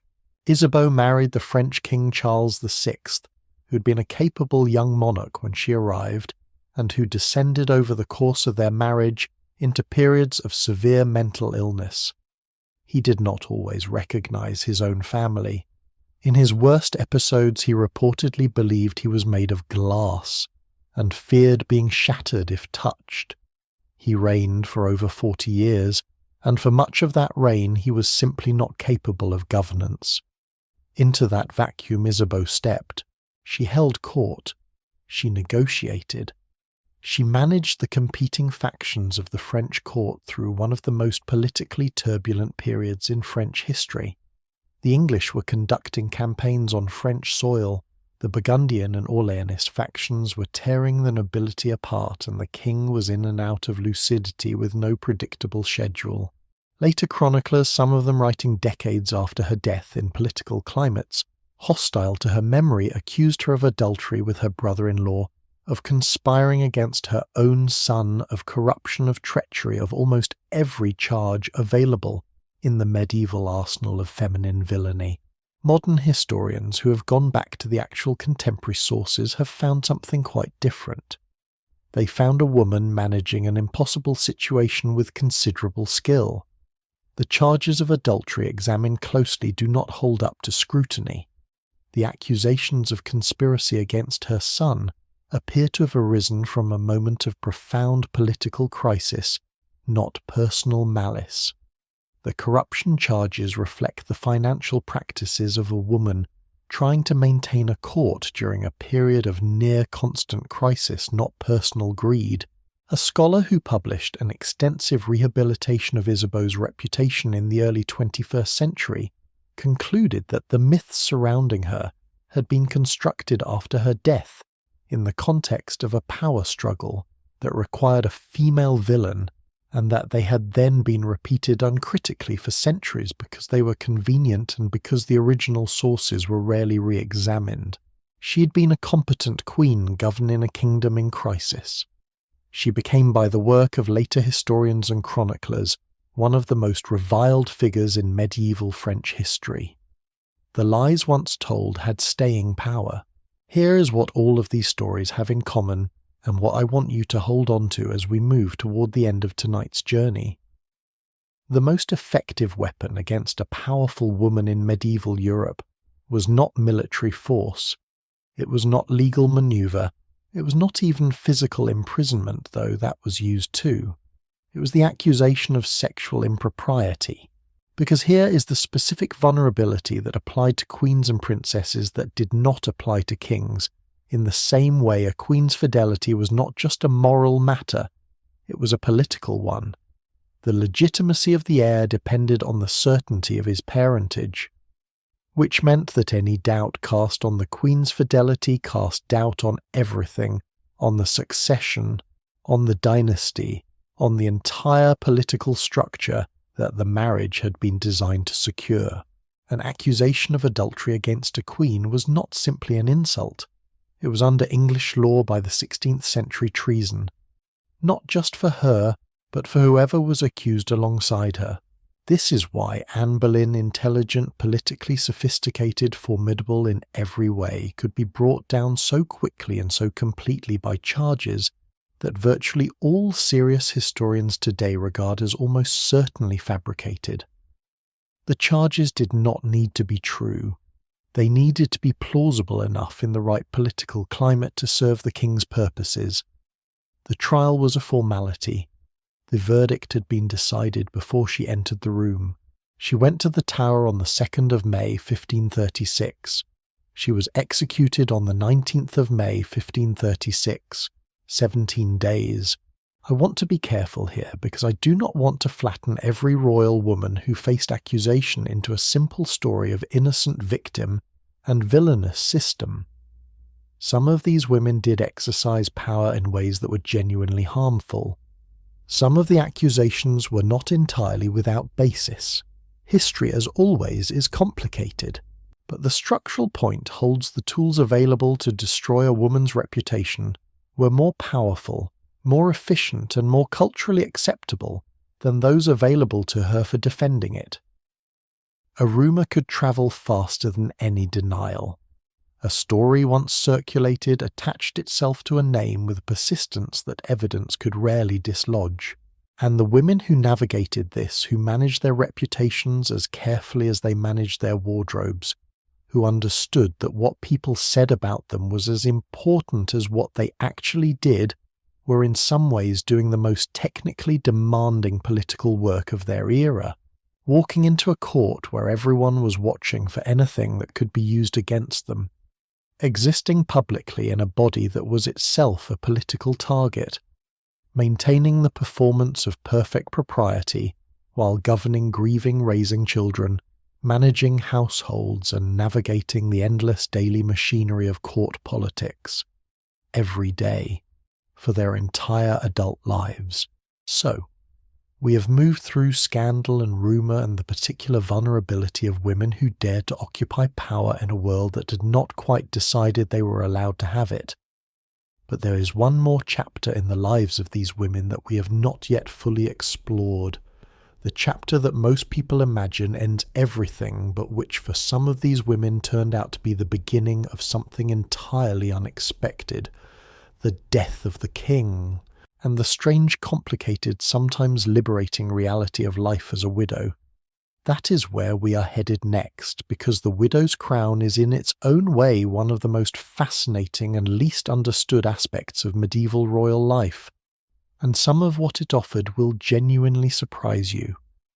Widowhood in the medieval world was a paradox. It was one of the most vulnerable positions a woman could occupy, and simultaneously one of the most powerful. The same morning that a princess learned her husband was dead, whether from illness, from war, from the 1,000 ordinary catastrophes of medieval life, she entered a strange in-between state.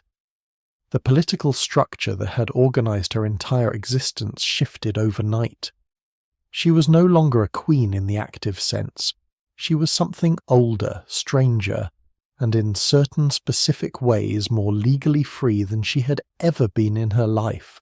Most people, when they think about widowhood in this period, think about loss.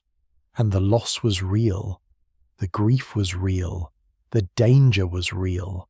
A royal widow was one of the most prized political assets in any kingdom, and the men around her wasted very little time before beginning to plan what would happen to her next. But here is what most people do not think about. Under English common law, widowhood gave a woman something marriage had taken away from her entirely: legal personhood. While married, a noblewoman's legal identity was subsumed into her husband's. She could not make contracts in her own name. She could not sue or be sued independently. She could not hold or transfer property without his consent. She was, in the language of the law, covered her separate existence concealed beneath his. When he died, the covering lifted.